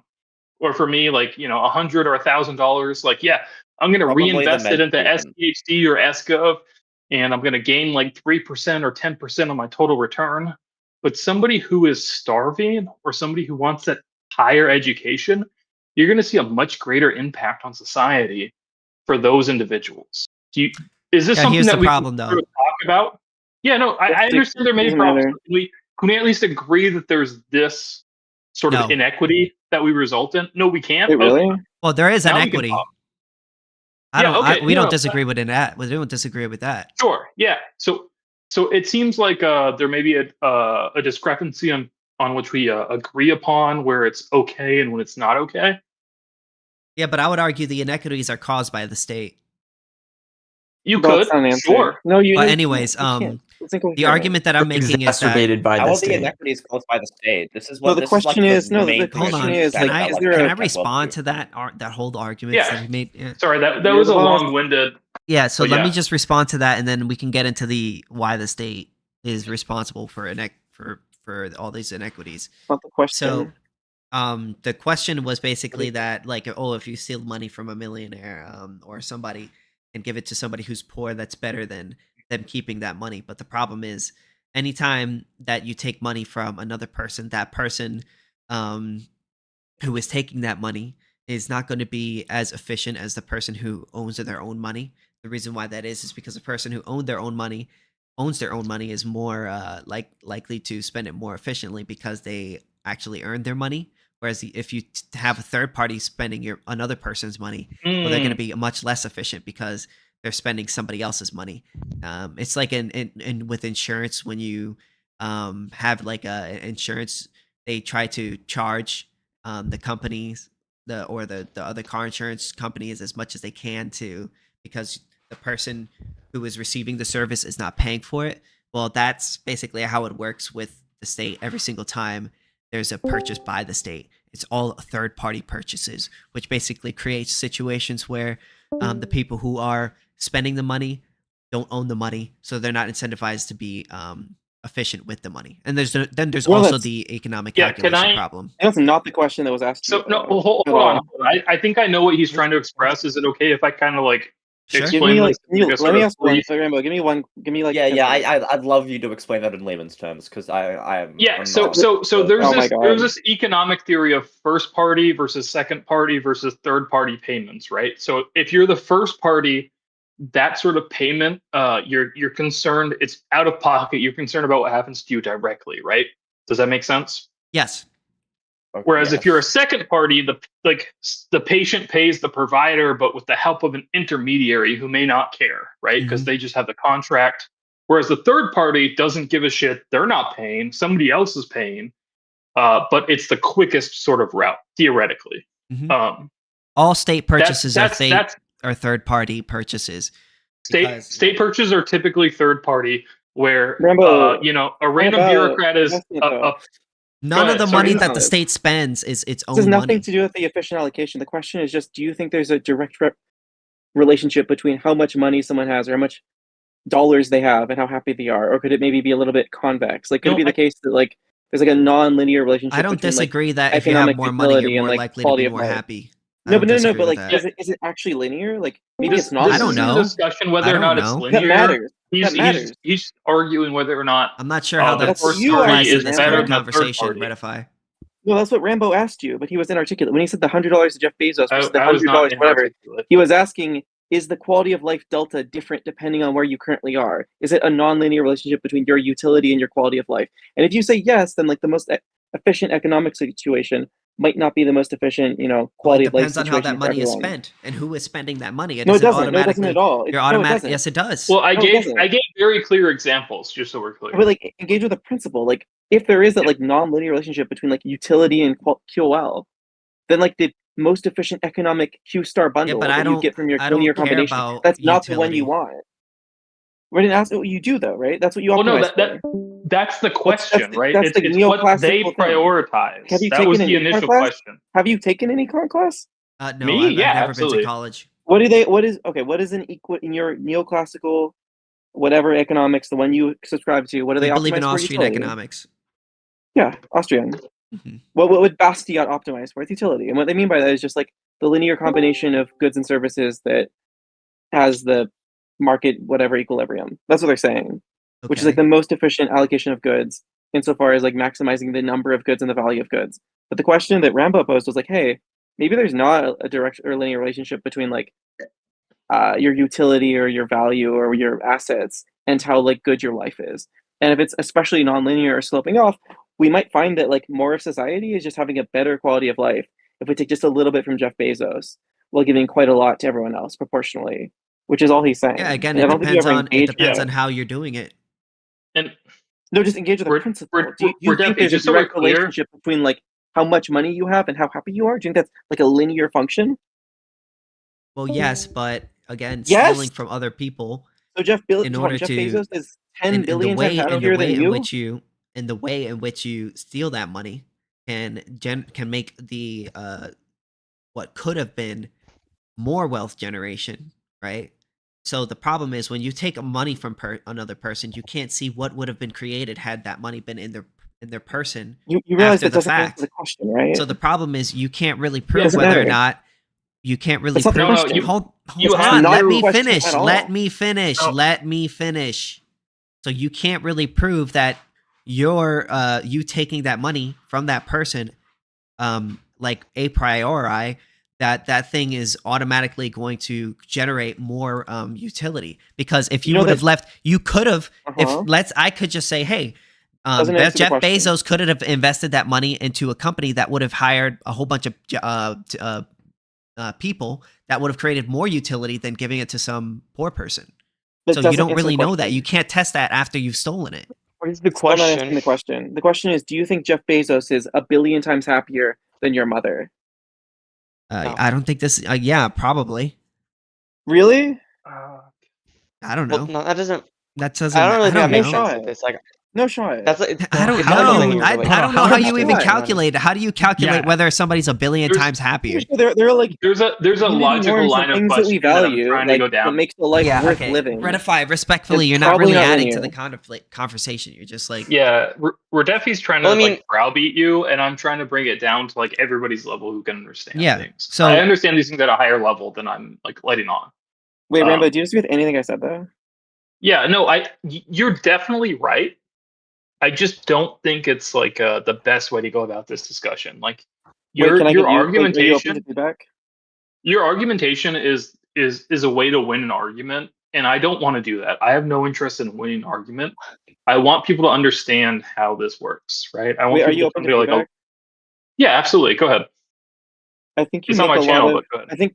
I think concessions are liabilities, and when you like concede stuff, like there isn't causal research in economics for no apparent reason. I don't know why you even concede that like speculative stuff. I think it just is like not just not winning. I think it's just like unproductive. I don't know why you do it. Yeah, I would argue the inverse, right? So I think this is productive because there's people who are listening. Things that you know aren't there true? are. Is it because you all yourself are confused? No, absolutely. Jesus. Probably. No, it's because there's people who don't understand, and you have to listen to both sides, right? So you need a basic. You need people to represent both sides in good faith and hear and produce, right? Because there's a logical line of argumentation that I'm going down, which is going to result in me winning. I don't think you're very linear at all. No, it is. It's you. I don't. May not hold on, understand guys. You guys are arguing about how we should argue. Listen, I want to hear Rambo's. Honestly, I just want to hear Rambo's argument. Honestly, that's all I want to hear. For what? He hasn't made a claim yet. Well, he can't make the claim because you keep talking to it. Can I speak? Yeah, I'm not trying to make a claim. Okay, I want to let the other guys go. So, and I don't want to hog the conversation either. Hemlock and Kai, if you guys want to jump in and com, you guys are welcome to jump in on this too. Yeah, no, it's like we're kind of getting like meta, like really like abstracted here. I would say from like is that bad? Baseline conversation. I don't know. Like I sometimes, feel like, like where is this going? Yeah, and again, I don't know what the baseline conversation was. Resource like time, shouldn't we be intelligent about how we allocate it? Isn't that what the libertarians want? Yeah, and we say that the state necessarily misallocates resources because it takes and people know better. Individuals know better where to allocate their resources and what they want than the state ever could. Oh, okay, I see the issue here. You recognize that the state by design is always going to inefficiently allocate resources a priori as opposed to the individual, right? Yes. You understand that's always going to be a thing. If you are not the person that has a stake to lose, you're gonna spend the money a little bit differently, right? You get that? There's also the economic calculation problem. Yeah. No, but none of this matters, Rambo, because no, it does matter. It absolutely really does matter. Suppose it were true, suppose it weren't true. How does this bear on what you're saying, Rambo? It's actually orthogonal. Yeah, because what I'm saying is that the state can inefficiently spend money. Oh, no, listen, just fucking listen real quick. Okay. Jeff Bezos making the extra $300,000 is not going to affect his quality of life. It's not going to affect anything that he does. You know what it will affect? But me as a physician, if I wasn't going to go to medical school and the Army wasn't giving me a scholarship, it's going to make a massive difference. Do you not get that? That was the whole point. Yeah, but what question, it will affect is the future. yeah, but I could easily say this. I could easily counter this. How do you know that money wouldn't have been if you hadn't stolen from him? It could have been spent. Hold on, listen. How do you know if that money hadn't been stolen from him? He could have spent that money on a business that would have hired thousands of employees, or he probably would have put it into the bank or into a bank with then that bank would then invest in that money into businesses that need that money in a more efficient way, or he could have put it into the stock market, and then in that case it would be invested into businesses that then would use that money to hire a bunch of people. But instead he's taking it and giving it to some random person. You can't prove you can't prove that thing would have been better because you can't see how it would have been had you not taken it from him after the fact. No, even if it works, I agree with anything. You. However, I know that's fine.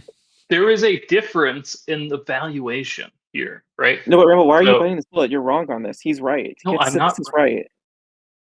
Like reallocation of funds does slow down the growth rate. There is a difference. Which is like empirically true. There is a difference. Wait, ratify it. You must allow him to finish the statement.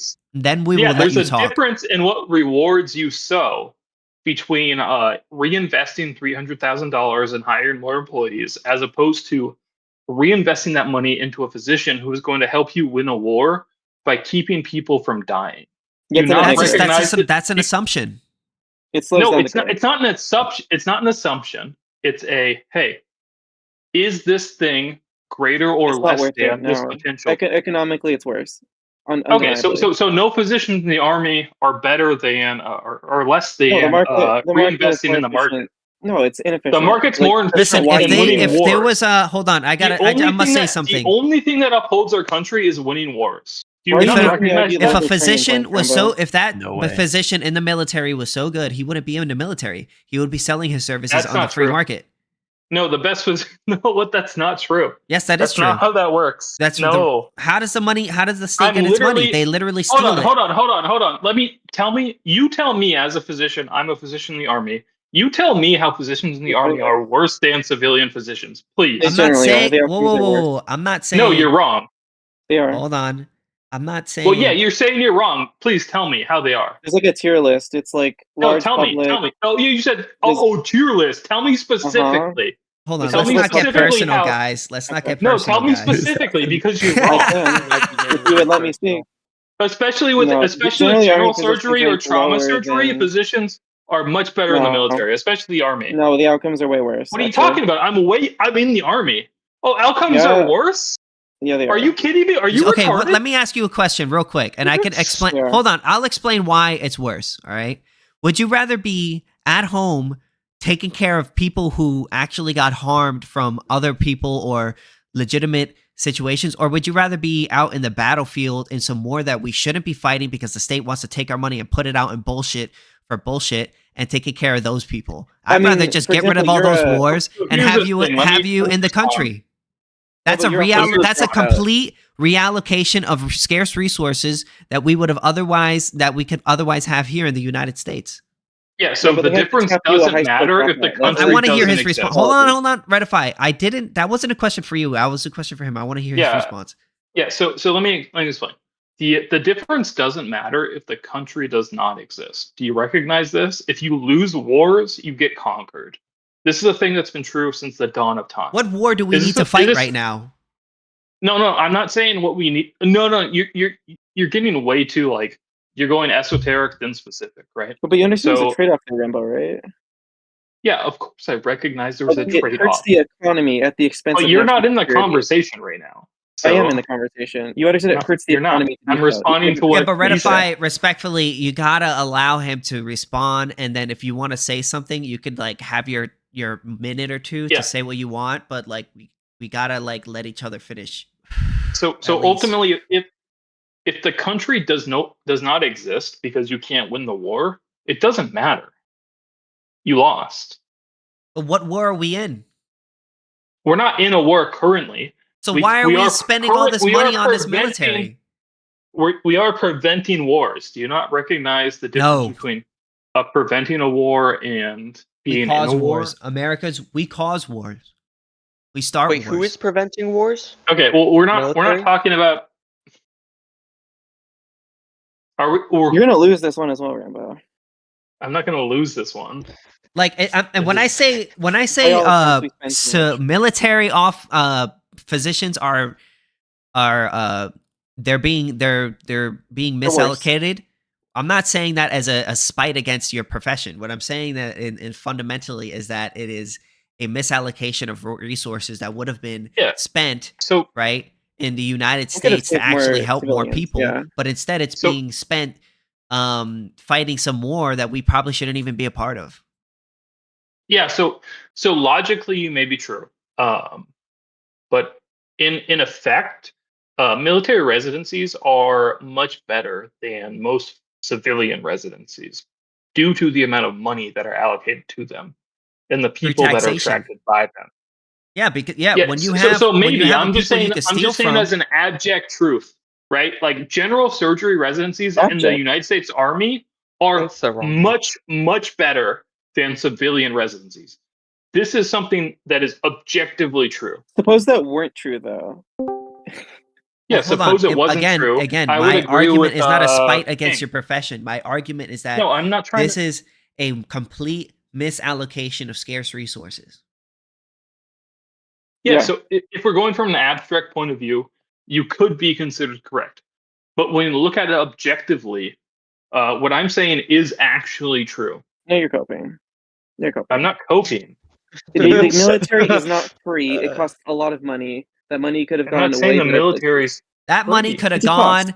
That could have been in my pocket money. That could have been money that I could have been spending on a doctor, right? That I actually needed. Yeah, it costs money to divert talent away from the private sector to the military. That costs. It's not free. And maybe it's cool to be paid whatever. Nobody said it was a diverted person. But like it's still inefficient. Free. No, but like there is a trade-off between like economic growth and military spending, and you're making that trade-off. But like, don't act like it helps the economy. It never does. I never said it helped the economy. So wait, Redify, now you're on my side? So you're on the with the economy doesn't exist if the country doesn't exist. Are you fucking retarded? Yeah, I mean, you have to make that trade-off. Like, how much risk can we accept based on like how much it costs? Like, are we getting a good like risk to reward ratio insofar as how much we spend versus how much we deter? Yes. And the answer is look at the golden hour. You literally don't know what you're talking about. No, it's terrible. Wait, Rambo. You literally spend a lot of money on the military. We overspend like crazy. Listen to somebody who's literally an army in the army, like literally a physician in the army. Do you know what the golden hour ratios are for Afghanistan and actual combat in Iraq or Afghanistan? That's true. Doesn't that bias you, Rambo? No. Do you know what the golden hour ratio? All right, hold on. Let him go. Do you know what the golden hour is? No. You understand the more you appeal to your credentials in the military, the more you're putting yourself as biased. And so I'm not appealing to a credential. I'm asking you. You bring it up every other sentence. I know. I said golden hour. Do you know what a golden? Do you know what the? No, what's a golden hour? Do you remember saying that like 15 times? Hold on. Let him explain what he's trying to say. Go ahead. Yeah. No. Hold on. Listen. You tell me what the golden hour is because you said how is it relevant. Why would I answer a question when you can't even tell me how it's relevant? Well, why don't you tell me what it is? Because I don't think you know. Why would I? You're the one who just demonstrate how it's relevant. That's your burden, dude. When you bring something up, you got to show the class why it matters. Otherwise, you're not going to waste time. The golden hour is what time to allocate here. The golden hour is between an individual soldier is injured and they receive medical care. Okay, why does it matter? You don't think that matters? Explain like what the outcomes are of the golden hour. Like you don't understand how. Why is it relevant? Okay, yeah. So let's say we have a 0% golden hour versus a 95% golden hour. Would you say that maybe that's relevant? I thought golden hours were relevant of time. What? What are the units? Yeah, the percent of what? People that survive. We're talking about mortality Is rates. it like a 2D thing? I asked you if you understood what a golden hour was, and you said you did. All right, guys. I feel like this is not really. Respectfully, I don't really think this is going anywhere. That's why I asked it the way I did, because Rambo, you clearly Rambo, don't understand Rambo, what you're talking about. Yeah, I guys. agree. This really isn't going anywhere. Can we get back to like? Can we go back to what we were talking about before? JR, actually, you've probably been wanting to talk for a while, so let's let you go. Wait, hold on. Jared, who do you think's making the best argument here? None of you guys. Honestly, you guys just keep talking past each other. Okay. Anyway, what was I gonna say? And this isn't a best argument. This is a conversation. Yeah, because you guys are going. Redefy was just like has been correct, but who's been correct? You when arguing with Rambo. So Redify, you're with us now. You're an ANCAP. No, absolutely not. Oh, damn. But I'm not like a weird military zealot. What the fuck? All right, like JR, did you want to make an argument? Or? Hold on, I'm back. Sorry, okay. I just had to do something quickly. But yeah, I've been wanting to talk for a while, but I just have nothing to say because like the argument that was just going on for the past like 10 minutes was like really pointless. But brain dead. Anyway. Yeah, so American soldiers' lives don't matter. Hold on. Okay, guys. Nobody said that. No one said that. Very polite. That's no the American military. Nobody said that.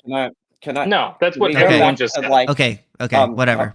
Can we go like back to like correlation and causation in like economics studies? Yes, right? We can. Papers are causal. All right. When you say that correlation doesn't equal causation, you still have to. That still implies that there is a different cause to explain the correlation, correct? Huh? So what I'm saying is that you can't really test how it could have been had you not put that policy in there in the first place, because once you put that policy in the first place, you can't see how it would have been had you not put it in there. Yeah, I know, but it just seems like okay, if I do something and like a good thing happen and like good things happen because of it, like sure, I can't know what would happen. You can. If I hadn't have done it. No, you can. Well, sure. You can argue that, I'm just trying to argue like in the. No, don't stop conceding shit. Why does everyone concede points? You never concede anything. You are literally conceding time. That's where you're wrong. That's the most retarded. Okay, wait. Never concede. If you're wrong about something, you concede the point. Concessions are positive claims that you have the burden of defending, and they're not even helpful to you. So don't make them. It's not. Oh my god. It's like a social game. People are genuinely makes you feel nice. Super young and just wrong. Fascist Scar, I didn't realize I had your volume lowered. Sorry. This is honestly pointless. No, but like ComCom, there's like for any possible claim, like either of the two participants in a dialogue can own it, like have the burden. You don't want the burden for a claim that doesn't help you. That's why you don't concede. How do you? If he wants the burden, he can make it. And how do you have the burden? To dispute it. Because you have to defend your concession. If you were, your concession. What, do you disagree with what I said? I'm not sure how you guys disagree with what I just said. What is the problem with that? Because you want to minimize your burden because it's like an attack surface while maximizing your opponents. That's like the meta. Me? I don't. Okay, whatever. And anyone. I don't see how my argument's wrong. Any claim you make. I don't know why you're treating this like it's some like formal debate or something like this. It's the opposite. I feel like it's the exact opposite. In a formal debate, you would not care about this. It's because we're on Discord that it matters. How does it? Whatever. This is. Because there's no rules. There's okay, like JR. Can you allow JR to make his arguments, please? You just keep interrupting people when they're speaking. A bad argument. All right. If it is the case that when you do something, there are good outcomes, you can argue that it was not that thing that caused it. But if you keep doing the thing, and the good outcomes keep happening, you have to acknowledge that there is something about those good things or good policies that make the good things happen. You can make a correlation, right? But you can't say that, you can't automatically for certain say that thing caused that other thing, because there could be a whole multitude of other things that could be affecting that thing that could be changing what it is. So that's why you say correlation doesn't equal causation. Why? I mean, there can be a strong case that, like, you look at two things and they're correlated, and then if you keep like testing that and you see that the same thing keeps happening, I mean, there's probably a pretty strong case there that there is causation. That's why when you read studies, they say there's a strong correlation between this and this, right? They don't say, oh, this causes this, right? They say there's a strong correlation, right? Well, the problem is you literally can't know anything is caused by anything else. You can only identify correlations, and then if you can, like, and if you're doing like a proper scientific experiment, you would have a control group or control environment, but that can't exist in but you can't even make a strong correlation. Right? You can't even make a strong correlation when it comes to economic studies, because every city, every person, every job is completely different. So, like, for instance, when you have when people be like, hey, the minimum wage, you can't just say, oh, the minimum wage does not cause unemployment, right? If you say, and say, oh, this study says this, right? You can't go based off a study. And here's the reason why. Because there's multiple studies that say the complete opposite, right? So, for instance, I could show you. That's why you do meta studies. That's why you like. Yeah, but the problem with that is that you're not. What you're doing is you're taking different cities and then comparing them with each other. Studies with different circumstances, different people, different businesses, and then being like, oh, you know, on a macro level, things become actually very similar to each other. Not necessarily. Different cities have different policies, different tax rates, different people, different businesses, different income brackets. You know, what do you mean different? Everything. What do you mean different people? There are different people in different countries, in states. Yes. Yes, but like on a macro level, it is exceedingly hard to find like large inextricable differences between like groups of like people, especially in the same country. And America is a federation, so that you can test things between you acknowledge this, right? It's hard to, individuals are difficult to predict, but like groups are easy to predict. Like this is like very basic statistics, right? Well, yeah, but like economics is about, I mean, I guess what we're arguing is that, like, and what Austrians argue is that ultimately economics really is about how individuals behave. And you kind of have to examine it by case basis, like, logically.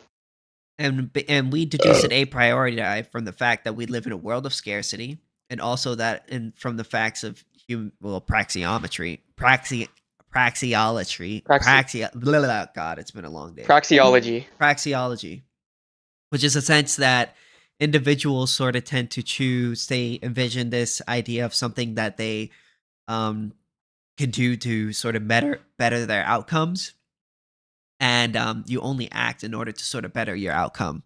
And you have to use scarce resources in order to do that. And if you didn't, the only reason why we act is to sort of better our current situation. Because if we didn't believe that moving would make us better, we wouldn't do it. So that's why we're constantly moving and doing things. So based on that fact and the fact that we live in a world of scarcity, we can deduce a priori that the minimum wage is going to more often than not increase unemployment or cause higher prices. We don't do it based off of like a scientific study. I mean, I would say, like, logically, we can just say that minimum wage is always going to distort the market and always going to, like, raise prices and cause unemployment. You know, whether that's through like preventing people from getting jobs or causing them to lose their jobs Mr. Kai. due to hikes in prices, or due to hikes in wages that are artificially caused by like the state.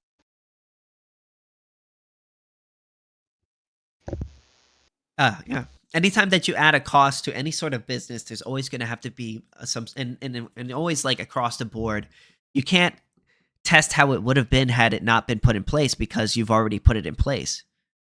So I could have say anytime that you say, "Oh, look, the minimum wage didn't go." Okay. So hold on, hear me out. So anytime you be like, "Hey, the minimum wage didn't go up," I mean the what do you call it? When we raised the minimum wage, the unemployment didn't go up at this time. I could be like, "Hey, but how do you know that it would have been lower had we not put that minimum wage in the first place?" You can't test that because it's already in place.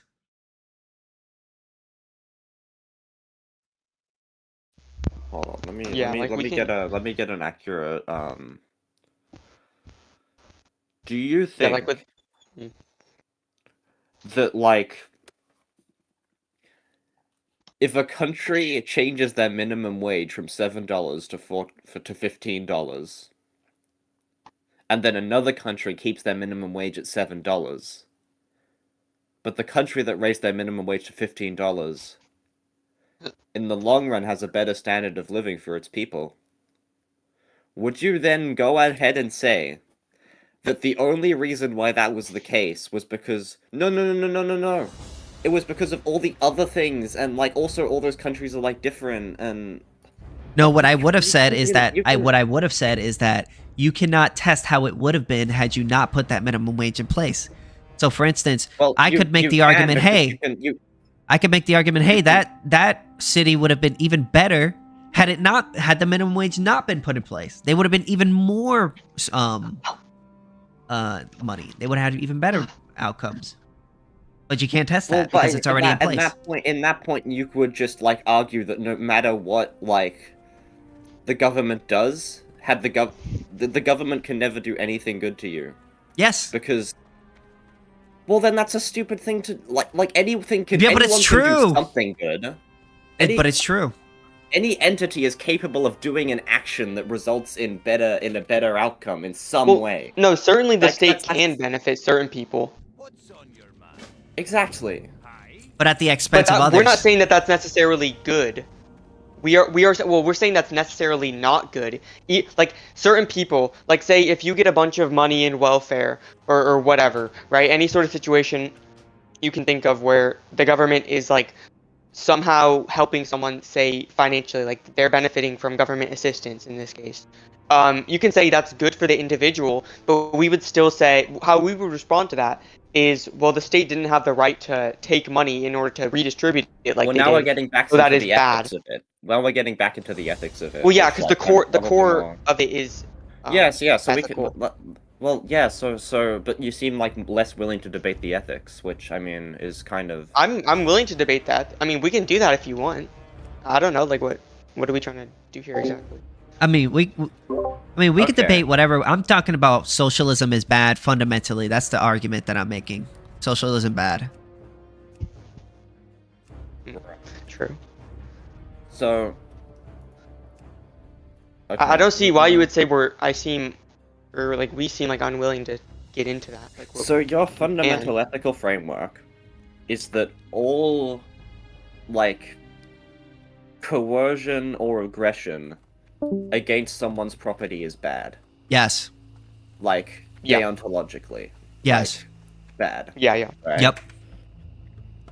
Okay. I don't know if it's deontological, but let's say you're on an island. For some of it, it's probably but I get what he's trying to say.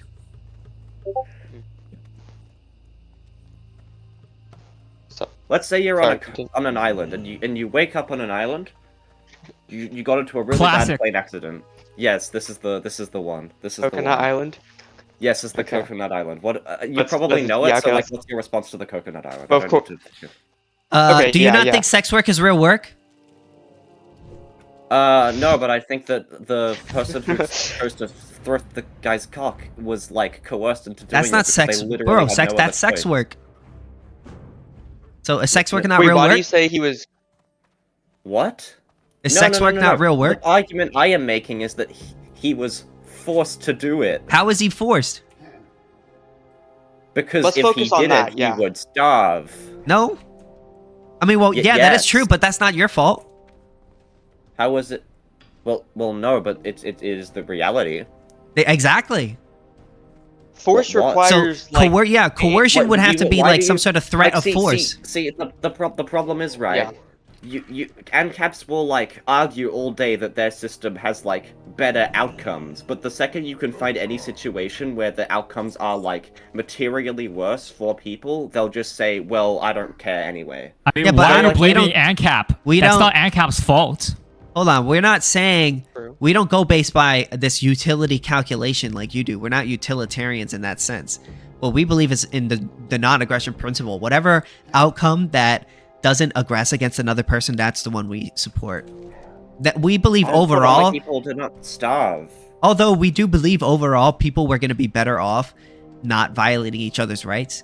If it came down to it, if there was a situation where the utility went down from violating the NAP, we're going to still support the non-aggression principle, no matter what. I think usually, I mean, there are some like. So how is it like my? Wait, I did not choose to be wrecked on that island. I didn't. It's not my fault that you It is you your have fault that you needs. took all of the coconuts on the island. Yeah, but that's not my fault that you have. Yeah, but needs. did you not have a right? Do you think you didn't have a right? The person who took the coconuts didn't have a right to do so? What? Like, the person who went and gathered all the coconuts for themselves, like, I guess how we respond is that as long they didn't go and use force against anyone to say steal the coconuts, they went and gathered a bunch of unowned resources, and we believe that they had the right to go and do that. Yeah, and They're not violating anyone's rights. Part of that cock, and I feel like that's That's not a rights violation. Something is bad. That's not a rights violation, and you're not being forced. Wait. And you're not being forced. Well, that's in your right system, but like, what do You're you mean not I'm being forced. How are you? Who's forcing you to suck his dick? Who's forcing him? He's not forcing you. He's just. He's not forcing you. I literally don't have any other recourse to not suck his dick other than. He's not forcing you though. Just because. Hold on. Wait. Let's get something clear. Like, just because the outcome of you not choosing to suck their penis or whatever, just because the outcome of that is bad, like you're gonna starve to death. One, that doesn't mean you have the right to say take coconuts from them because they rightfully acquired them. And how do you have that right? Because I am going to starve. Wait. So why is it okay? Matter. Wait. Why is it okay? Matter. Why are you so focused on the consequences? Why is it okay for you to steal that coconut from him? Because you're gonna die. Because it is necessary. Is it because you're gonna die? Yes. Okay, so let's say that there's a group of people that they're gonna die if they don't rape you individual one by one. They're gonna die if they don't do it. So should they be allowed to? Hey, I'm gonna be honest. Actually, you know what? Yes, but solely for the fact that See, this is the problem, right? I can come up with a ridiculous hypothetical that makes you look fucking stupid, and you can come up with a ridiculous hypothetical No, but you that did makes me look though. fucking But you stupid. did do. You did though. Well, it doesn't make us look stupid. You didn't make us look stupid. You didn't make me stupid. Yeah, we're just consistently following our principles and saying that coercion and force is wrong. You would think that there's nothing that man was doing that was wrong on that island. We can say, hold on, wait. We can say that we think we should, that we believe the person with the coconut should help the other person, but we're saying that they're not obligated morally to. Yeah, you could be like, that guy's an asshole, right? You could be like, that guy's an asshole, right? He probably should give you the coconut, right? But do I think he should be forced to? Do we think that that guy should be allowed to then take that coconut from that guy? No. Why not? Because that's his property. He earned it. How did he earn it? He just like picked the coconuts off the tree. He homesteaded didn't, it. Literally create the. He homesteaded it. What do you mean? I was also like on the island the whole time. Yeah, but you didn't. He went through the effort of actually acquiring the coconuts, right? Well, hold on. The hypothetical is that he did homestead the coconut. He gathered them first. Mm-hmm. Yeah. Also, basically, what you're saying is that sex work is not real work. If you believe in that, that's coercion. No, I agree that it's real work, but like there's no way you could say that because basically, no. The socialist, I agree that it's real work. The only reason that if the man had argued that if the man said instead of I have to suck this dick, it would be like just some random menial labor task, I still think that would be bad. The reason I use the suck the dick one is because people are much less willing to say no sex work. Wait, what? No sex work. Wait, how come you shouldn't have to work for the things that you... So why is it okay why is it wrong for him to say, you gotta suck my dick?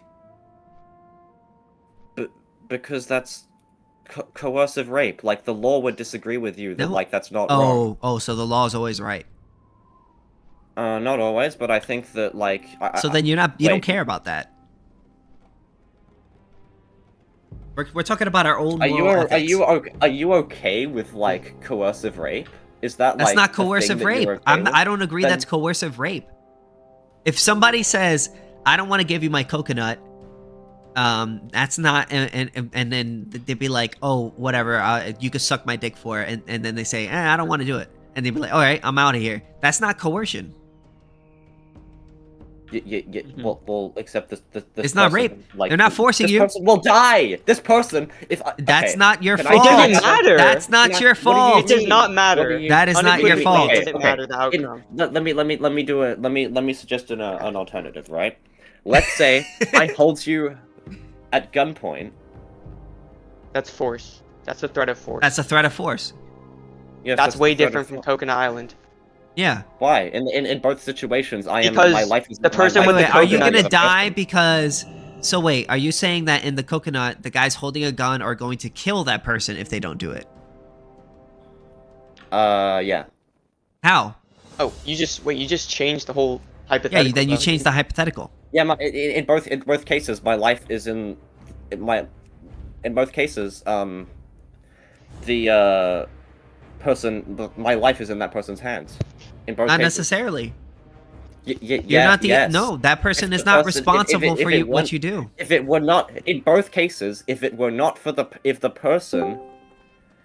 person can decide whether or not I live or die. So basically what you're saying is that if there's a person with a disease that they need to have sex with a bunch of people in order to keep that person alive, then you would say you have to give up your ass in order to keep that person alive. It's a hypothetical. Well, no, I don't think anyone should be coerced into sex specifically. I think that's like a specific... Okay, so then why should I be forced to give up my coconut? It's not coercion. Wait, are you coercing? But wait, wouldn't it be coercion? I don't think material property has the same amount of I don't think the seizure of material property is as morally transgressive as the seizure of someone's like bodily autonomy. I mean, a body is material property. What if I value coconuts more than my virginity? I mean, that's your prerogative, but I think that the majority of people don't. And they're wrong. No, but what he's saying, what he's trying to say is that like your body is your property, fundamentally. Yeah, just like coconuts. I mean, I could value coconuts more than losing my virginity. Like, what if that Coconut Island guy really values his coconuts in the same way that you value your virginity? I don't see the... Let's say there's a prostitute. Let's say that there's a prostitute, and she comes up to you and says, "Hey, I'm gonna die if you don't like let me suck your dick for money." And you say, "Hey, I don't want you to have sex, suck my dick for money, but I don't want to give you my money neither." Are you coercing her by not letting her suck your dick?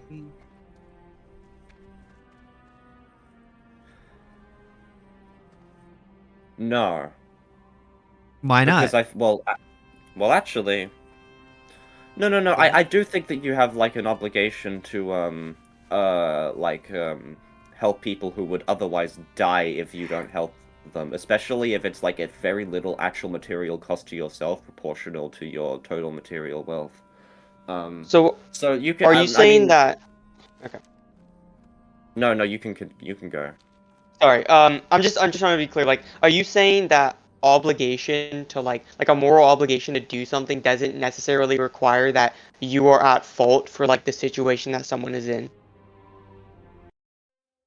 Say Well, in the case of the Coconut Island, that man is absolutely at fault for the situation that guy is in.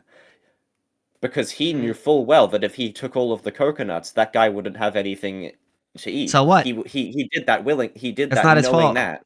That's not his fault. How was that not his fault? He did it. No, that was that the you're okay, the fact okay. that you What hungry if is he not my literally- fault. The fact that you Wait. go hungry is not my fault. Okay, if I took all the coconuts, the fact So that you what? go hungry is my fault. So I what? It doesn't matter. actions You didn't resulted take- in you you didn't going take being anything hungry. You didn't from the take person. anything. You didn't really take anything. No, but that doesn't mean that it's not my fault. But my actions. It's not your because fault. My actions are the exact direct reason why you are going hungry. That's how causality works. No.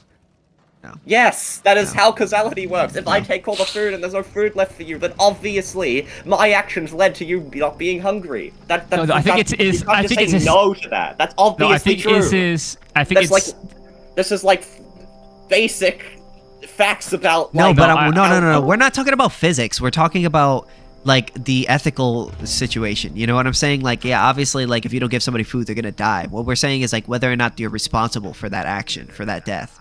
That's what we're arguing, and we're arguing no, you're not. Well, except the fact that you took all of the food means No. that. No. Yes, You're it not does. responsible. Yes, it does. It's not responsible. Hold on. I think the fact. Yo, wait, okay. Hold on. Stop trying to say, oh, well, I'm still not responsible. Do you admit this? The fact that I took the food on the island, that action resulted in, because of my action,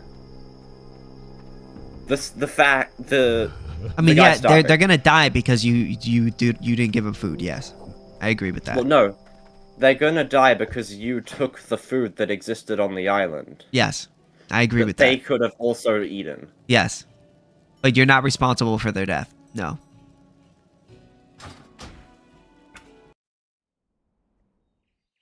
I mean, I think the laws of nature are responsible for his death. Like, you know how your digestive system has to eat or whatever? Like, that's sort of the problem. I guess we're like this is literally at I think we're like at an impossible crossroads. The problem is that I think that like the majority of people, if I explained to like what you think, they would be like fucking sickened. Wait, if I explained to the majority of people what you said earlier, it was okay for like a group of people to rape your ass to keep themselves alive, I think they would also I don't agree think with that was okay because No, but you did say it was okay though, so I'm not sure how first of all, people do get shipwrecked on islands, but people don't actually have medical conditions that mean they have to have sex. No. But what if I don't rape you? If I don't rape you, what if I want to shoot up a school? Like, what if there's only two options? Either I rape you or I shoot up the school. Like, come on. I could probably like restrain you so that you don't shoot up the school. Okay, too bad. I already did it. Too late. Yeah, too late. Too late now. Too late. Too late. Too late. Yep. You're screwed, bro. Come on, should have let me have that ass, bro. Yep. Now you gotta make some compromises for the betterment of mankind. Yeah. See, now every time I like see, but I'm the only. I said that it wasn't okay for those men to rape you. You're the only one who like keep actually like agreeing with all these crazy hypotheticals. I'm not agreeing with it. You're agreeing with it. I disagree with it. Wait, didn't you say though that like with the rape analogy that it would be okay for them to rape, given the circumstances? I swear to God, you said that. I said that initially, but like on second thought, I don't because Well, yeah, you did say yes bodily initially. autonomy is I think bodily autonomy and especially sexual autonomy is a uniquely like bad transgression. So no sex work. What do you mean no sex work? Because you just said like if I have sex with a woman for money, you know what I'm saying? Like that's. No. I think sex work is fine. Yeah, but that is sex work. No, well, it is sex work, but it's sex work that you had no choice but to go into, which is... no, you did have a choice. Yeah, you do have a choice. Dying is a choice. You do have a choice to die. Well, then why the... Wait, you think that it's, like, an okay state of, like, society for, like, people to have the option to... Wait a minute. If you think that it's okay for you to die... Then why don't you just kill yourself when the government taxes you? Because I'm not consenting to dying. Because the state is killing you. What? I don't understand how that like relates. Yeah, I'm not sure how that correlates. You actually think that there's like such a difference between people die. If someone dies because of your actions, that is murder. It doesn't matter. Because of your actions. Yes. If someone it's a dies result because of the your fucking actions, laws that's of nature. No, your actions led to them dying. KingSith already conceded this. Wait, say that. Okay, well, but what if? Yeah, but no. My argument is that you're not responsible. That's my argument. Like morally. Okay, but how about this? What if stealing the coconut causes the coconut guy to kill himself? So either you pick between 1 death or 2 deaths. So now what? 2 deaths. I don't. The problem is, right? I don't think. Look, if he's gonna kill him, well, first of all, I think that someone choosing to kill. Hold on, guys. I'll be right back.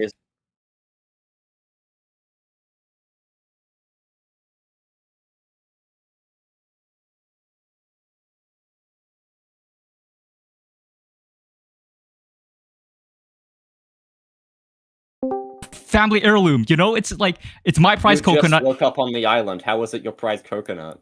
It doesn't matter. Of course, it's my prized coconut. I fell in love with it. Yeah. I fell in love with the coconut. If you take my coconut, I will kill myself. We are in the same car. We were in the same accident. I just woke up. How is it like? How have you drawn such a level of sentimental value to it? Yes. Within 2 minutes, I took all the coconuts and I fell in love with one of them. Do you not believe in love at first sight? No, I don't actually. But Oh, okay, fair enough. Oh, You're I guess not. right? That's funny. But no, it's not an aggression to not give somebody some food. Just like it's not aggression to not have sex with someone. Yeah. Yeah. Like if somebody needed to live to have sex, you know, you don't have to give him sex. Your aggression, the man's aggression was taking the coconuts in the first place. That's not aggression. How is that? That's homesteading. Wait, what? How was it homesteading? I was also on the island the whole time. Because you're the first comer. He's the first comer. What do you mean? I was unconscious there. I was just but he didn't do anything with it first. What? He didn't do anything. With the coconuts. He doesn't have a claim to the coconuts. I was also on that land. I was just unconscious. Yeah, but you didn't do anything with the coconut. Because I was unconscious. I couldn't do anything. Exactly. So you're not the first comer. Yes, but there was nothing I could have done to not die or suck a dick in that situation. I feel like you so it's not his fault. Exactly. So it's not his fault. Do you think it is a bad thing that I had to choose between dying or sucking someone's dick? I mean, personally, yeah, but do I think there's a rights violation going on? No. I feel like... Yeah, it sucks, right? There is. There are things that happen in life that sucks. I feel like... No. I feel like people have the right to not die or be coerced into sex. I think both of those things are but you could... Okay, so no sex work. You don't have the right to not die if you have to violate someone else's rights to live. So no sex work. What do you mean no sex work? You keep saying that. If you work a job, that's basically like, if you don't work, you're gonna die, right? Well, you in a free society, you have like multiple choices of jobs, but in this case, like the coconut guy has a monopoly, and which I mean isn't necessarily representative of the society you want. But you haven't even like mentioned the fact that it's bad because it's a monopoly, which is interesting. I mean, problem is you're trying to instigate a monopoly against this supposed monopoly. This is a contradiction. You're being like, okay, it's okay to steal from this other guy. You would be trying to impose a monopoly of force against the other guy, and then, but yeah, that's the problem. And also, well, no, we have equal. Well, me and the coconut guy are presumably of equal like strength, so it's not a monopoly of force because he could also fight back if he wanted to. Okay, sure, but like, I think, well, then how are you gonna steal it from him? I think the argument is, okay, are you allowed to steal the coconuts from him? And like, presumably you would have to be strong enough to do that, right? If I was actually in this situation in real life, I would present some game theory, and I would say that if we fight each other, we're probably going to be like too weak for either of us to survive afterwards. So it's in your best interest for you to give me half of the coconuts. Yeah, and that's how civilization works. I mean, I think that's good. You should convince him instead of stealing from him, right? Yeah, yeah. But in your ethical framework, it would be wrong for me to do that because I would be threatening him with force. Yeah, it would be wrong for you to steal. It's perfectly fine for you to convince him with game theory. No, because the game theory hinges upon the fact that I would use force if he said no. If I wasn't allowed to use force, there would be no reason for him to give me some coconuts at all. I mean, but fundamentally, no. The only argument that I'm making is that it's not a rights violation to refuse anything to anyone that you own for any reason. And the people who think that is why we need taxes. Taxation is theft. Taxation is theft. Like if you is theft. I mean, if you were to define theft as the unwilling seizure of property, then obviously taxation is theft. Like you can't argue against that. But taxation is the cool kind of theft, like Robin Hood. All right. No, I hate Robin Hood. That guy's a thief. Kind of theft. That guy's a criminal. Yeah, of course you fucking do, but that's kind of against. I think you're very cringe for hating Robin Hood, to be honest. He's a criminal. Well, but wouldn't how he stole from the rich and gave to the poor, bro? That's fucked up. Why should I pay more for the lazy poor? No, I'm just kidding. I don't even know what happened in that movie or whatever. He just steals do you think from the the poor are wealthy? lazy? Yes. What if I'm poor but I work as hard as I can, but I still get paid $7 an hour? Well, maybe you should get a different job and work harder there, and maybe make more money, work more hours, and then you'll get. We don't believe. I don't believe monopolies only happen under a status system. So if you got rid of the state. Well, no, monopolies could also happen if there was one guy who woke up before me on the fucking island. Yeah, but luckily we don't live on an island, do we? No, but it could hypothetically. Hypothetically, there could be. I mean, monopolies could happen in a situation where you have 30 people on an island. There are people that people do get shipwrecked on islands in real life, and generally they don't have to suck someone else's dick for coconuts. But under your ethical framework, that would just be what people would do. No, I never said people would do that. I don't think people would do that. That's just a hypothetical to try to blur the line between, private property, whether or not somebody owes you the right. I'm saying that something can be coercive, even if it isn't a rights violation according to your framework. That's the point of the coconut. Well, coercion is a threat of force against your property. Stubborn little bitch. So you're not. How am I stubborn? Can you explain how it's coercive? I believe in the non-aggression principle. So yeah, I guess I am stubborn. Yes, and there is nothing I can do to convince you that the non-aggression principle can have any exceptions. And I guess that's where we're at a stun lock, and I guess I can't argue with you anymore. Goodbye. Hold on. Okay, that guy's retarded. I just wanted him to explain specifically articulate how is force being used against the person without the coconuts in the Coconut Island hypothetical. What? Simply going around and taking all the coconuts, that's not stealing any from the person without coconuts. That's someone homesteading the coconut. They have the right to do that. Yeah, you're not entitled to coconuts. I mean, you don't spawn in the world with this magical entitlements. You're not entitled to others' property in this like that, right?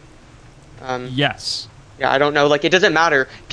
I remember literally arguing with someone about this, not that long ago. The Coconut Island. I didn't talk about dick sucking because, it wasn't necessary for the point of our conversation. But, people seem to think that simply because there's going to be some bad outcome, the person will die, that therefore they're entitled to steal someone's coconut. Yeah, and the problem is, even with this sort of consequentialist vision, the problem is, okay, what if you steal the coconut and the consequences are worse for you and him?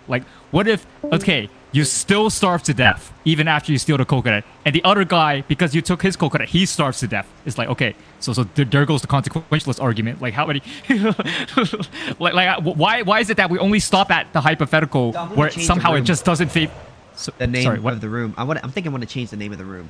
Fair enough. We haven't even. It's kind of weird. We haven't even been talking like socialism specifically. Like we've kind of had to like. We've been going over these like I guess principles, which is. I guess it makes sense. Well, to be fair, ANCAP is a very it's a very little well-known ideology. So yeah, it's understandable why. Yeah. It's understandable why people don't really understand it. Unfortunately, people are just talking over each other, and I kind of did the same thing, so I won't. Yeah. We all did.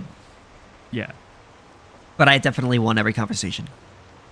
I mean, yeah, you held your own against a hostile crowd as usual. Yeah, I don't give a shit, bitches. I always win. I don't know. And then like what was that one person? Redify, like for a little bit we were talking about like minimum wage and like they were asking like I don't know, I just like been thinking about this. Like they were asking about like what like they're trying to ask Sithis like do you think basically like do you think most studies and whatnot on minimum wage like show like are they like heterogeneous? Meaning like do they differ in their conclusions? And it's kind of like I don't know, ultimately like that doesn't really matter necessarily when discussing minimum wage because logically the consequences of minimum wage like are set. Yes, this is where the Austrians aren't pure empiricists in that they think economic laws are like geometric laws in that a triangle will always have 180 degrees. Likewise, an increase in minimum wage will always lead to more unemployment, all else equal. And I don't think, like, if you just use a reductio ad absurdum, like, oh, if the minimum wage increases to $1,000, yeah, unemployment's got to increase. For some reason, people don't apply the logic if it's a $1 increase or $10 increase, right? Even though it's the same thing. Like it consistently applies. And you don't even need to look at the data, even though it's like you do. Like I remember like look I haven't done extensive research into this, but one time I was thinking about minimum wage and I was thinking about like my argument against it. And when you do look at the research, like there's this huge like meta-analysis, and I'm from what I remember, it did show that minimum wage did have negative consequences, or it didn't have like any good consequences. Really. Yes, and it would have to increase unemployment. I mean, it's sort of impossible for it not to. The only way I could think of is if somehow more money would have less economic value. Like, it just doesn't make any sense, right? So yeah. Mm-hmm. I hate the government. Yes. And I mean, see, the one guy who was intelligent, that doctor, that physician, that military physician, see, he seemed to be good faith at first, and then he's like, wait, this guy's a military shill. What the fuck? That's his entire agenda? And I don't know, did he just leave because he was mad that we weren't like dick sucking the American military? Like what? Yeah, pretty much. I think he got kind of like personally offended because like for some reason he started to think like us arguing against like the misallocation of resources that and like as that applies to the military that's like funded by the state, that means like we hate like soldiers and want them to die or something. Like we don't no, like we that's don't want so the wars. bad faith. We don't want wars. We don't want soldiers dying in wars that have no benefit to people, like, you know. So yeah, like we don't want resources going towards wars in the state's military and all that. Yeah. I mean, he's kept going on about how, oh, if America doesn't exist, none of this economic stuff matters. Okay, but maybe America shouldn't exist. Maybe America should collapse into 51 states. Oh, sorry, Canada's not a state. Into 50 states, and then the 50 states should collapse into individuals, and then we could all be anarchists. You know, like fuck America. We need to all be ANCAPers. Yes. Yeah. And don't smoke crack. I want to smoke crack. I'm playing World of Warcraft. Now everybody left who disagrees with us, so now you want to go invade another room? I guess we can. If there's anything. Are you sure? Which one? Oh, what are open?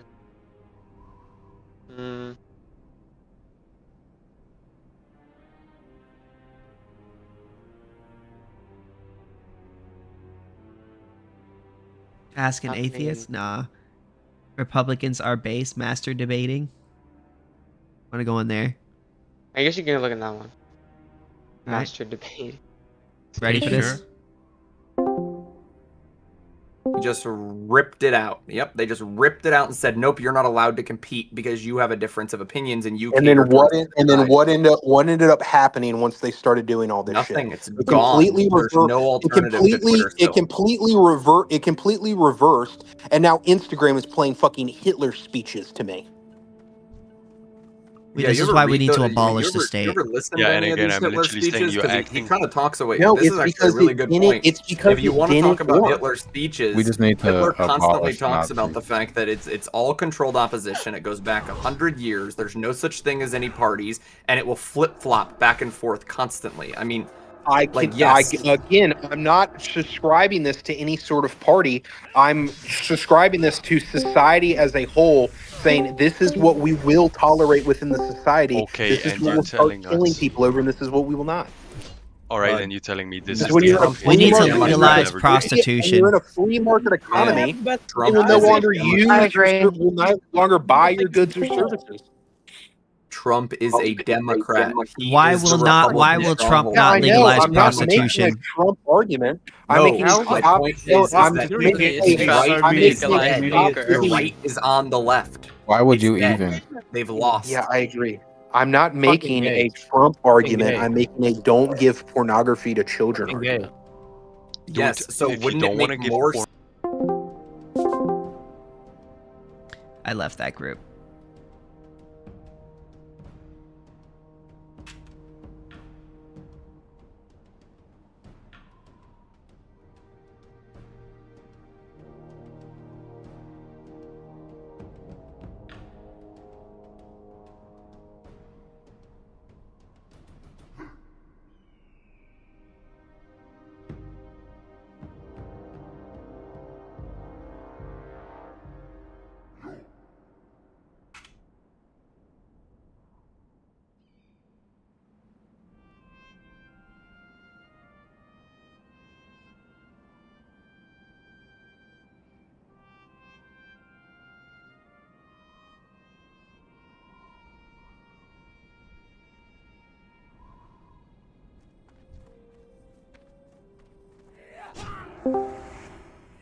Yo.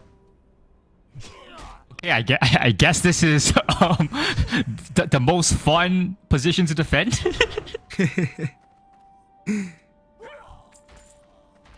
Somebody's got to do it, you know?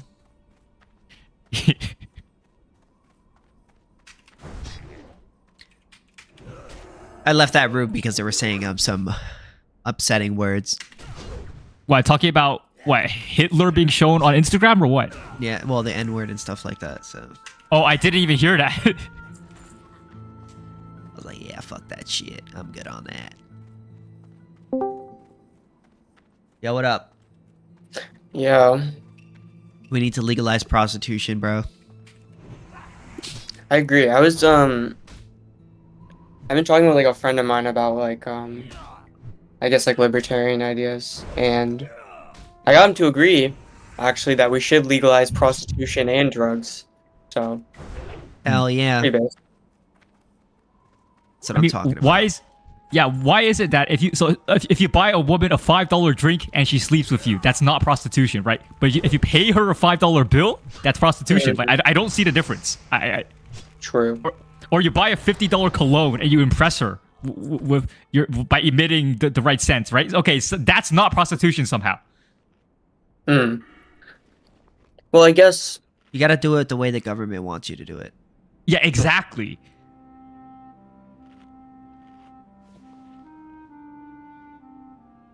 I guess that's true. Because it's kind of like I don't see why, like, because people treat, like, you know, say prostitution like it's this completely different kind of exchange where it's like totally immoral to the point where we can't permit it, but then like it's okay to go out and like purchase alcohol that will like kill you if you overconsume it. Yeah. Like the double standard in like the US and like all these Like basically every country is just like absurd. Yeah, it does. Yeah. Oh, yeah. That does make literally no sense. Mm-hmm. Yeah. I can buy Abolish government. cigarettes that give me lung cancer, but I can't buy cocaine, or I can't pay for a prostitute legally. Hmm. Like what? I mean, look, yo, imagine a free market on prostitution. Instead of paying $5 for OnlyFans fucking armpit pics, nah, you can get $5 blowjobs. Come on, literally just walk outside. I'm telling you, man, the hoes will already be there. I mean, yeah. It's like, it's also this idea that like if we were to legalize like drugs and prostitution or both, then like it would have like disastrous consequences on society, and like we would become completely degenerate. I mean, that's I'm gonna take the inverse assumption. Like maybe people are only degenerates because they're sexually repressed and can't like resolve their desires like voluntarily. It's a fair point. Yeah, bro. It's also, I guess, like how do I say it? I guess my argument when it comes to like people who want to talk about like the consequences of legalizing like prostitution or drugs or whatever, is kind of like the people who aren't gonna say pay for prostitutes, are probably not gonna pay. I mean, like there might be some people, because it would be more accessible if it was legal, who might be like, I guess I'll try it. But like largely the people who are against it and aren't gonna pay for those kind of services, they're just not gonna go to them. And so you're really probably not going to see a very large difference in how society treats these things. Instead, it's just that now, like, prostitution would be legal. It's not like a bunch of people are just going to start flocking to it necessarily. Yeah, well, that is a good point. Like, legalizing something doesn't mean it's going to be morally more acceptable, right? So, yeah. Just like how when, I guess, like, the inverse is like when we criminalize alcohol in America. I agree, yes. Like when we criminalized alcohol, it's not like a bunch of people stopped consuming it. It just became a black market for it. Yeah, and what, did the mafias go in and run it? Yeah, I think it was like for example, I think like, Al Capone, like the Chicago gangster, like I think it was, his gangs and whatever in these like usually urban areas, they just began trafficking alcohol, and then like, there became gang disputes and gang violence over alcohol. So, and that's what we see today with like. And this is actually something I remember Taxation is Theft is talking about. It's that when you artificially restrict the supply of something, that doesn't automatically get rid of the demand for it. So the only people who remain, who will still supply those goods, are the people who are still willing to break the law to supply those goods, and that's gonna end up being criminals. That's gonna end up being criminal gangs. Yeah. Why we need to legalize all drugs too. Yes. Yeah. I mean, like, it also just comes down to, like, I was talking about this with my friend, like, I wish someone would join, because I like to argue about this, but, like, when it comes down to, like, any sort of voluntary exchanges, whether it's prostitution or, whatever horrible drug like fentanyl, you don't have the right to tell consenting adults what to do with their money, what to do with their bodies. Like, it's just immoral to prevent people from getting these services legally, people are saying, oh, if you consume, I don't know, some amount of milliliters of cocaine, you die. It's like, okay, what if I just consume 1 milliliter per day or something? like, am I just not allowed to buy cocaine then? Like, what come on. Mm-hmm. Hell yeah. Wait, what is your argument? Like, what do you mean? No, I don't know. I'm not really making an argument. I'm just saying, okay, people are saying, oh, this drug is dangerous because if you consume 100 milliliters, you OD and you die. It's like, okay, what if I'm just buying 1 pack of cocaine for my entire family? We're all gonna have 1 milliliter a day or something. We're gonna spread it. We're gonna distribute it. We're gonna collectivize the cocaine voluntarily. Okay, and so the quantity of the cocaine is gonna be distributed, so it's perfectly safe to consume. Hey. Mindwire, do you think we should legalize prostitution? Bro, in my country it's already legal. What are you talking about? Oh, where do you live? Yeah. I live in Germany. Based. Do you think that's good? I think it's pretty much fine, yeah. Alright, bet. Why do you think that? There's one annoying part, which is that all the French people that live near the French border, they come over here because, over there they get punished. The customers get punished. It's illegal to, solicit prostitution. Yeah, so it should be legal there too. Hell yeah, yeah. Legal, regulated. No! Or regulated? We don't believe in that.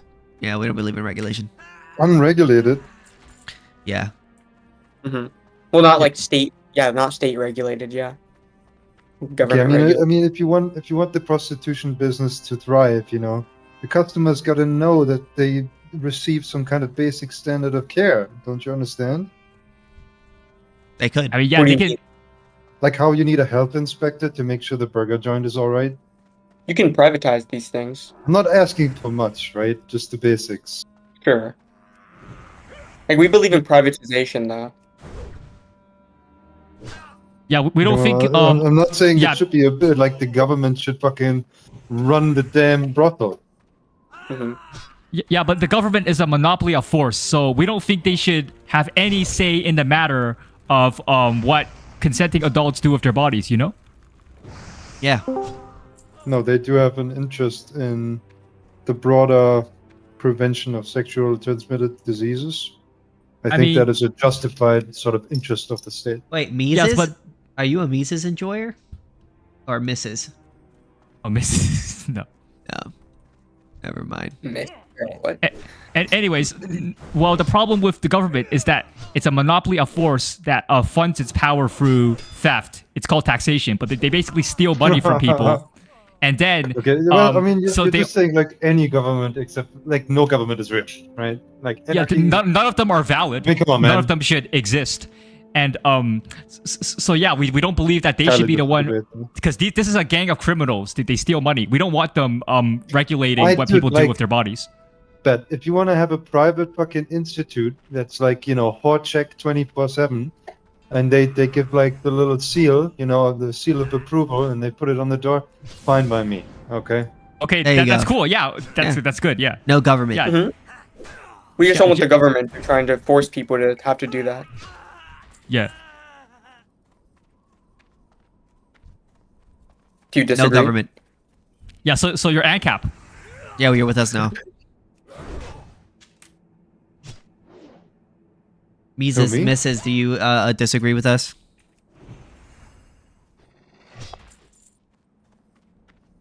I guess not. You did. I don't know. Typing. So Mindware, are you an anarchist now?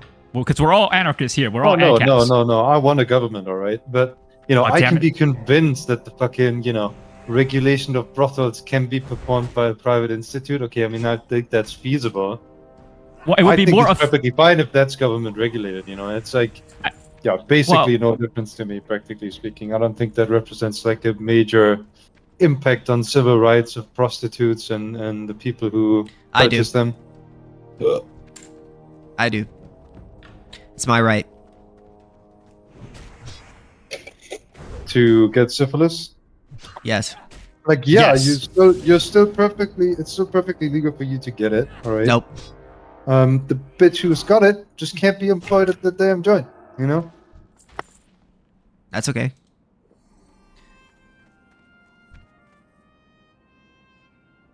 Look, even if you want to regulate brothels, it would be more efficient done. It would be more efficiently done if it was privatized, because then you would have free market competition, right? So only the most profitable regulation firms. And I'm not saying the most profitable. Anyways, guys, I'm gonna go to bed.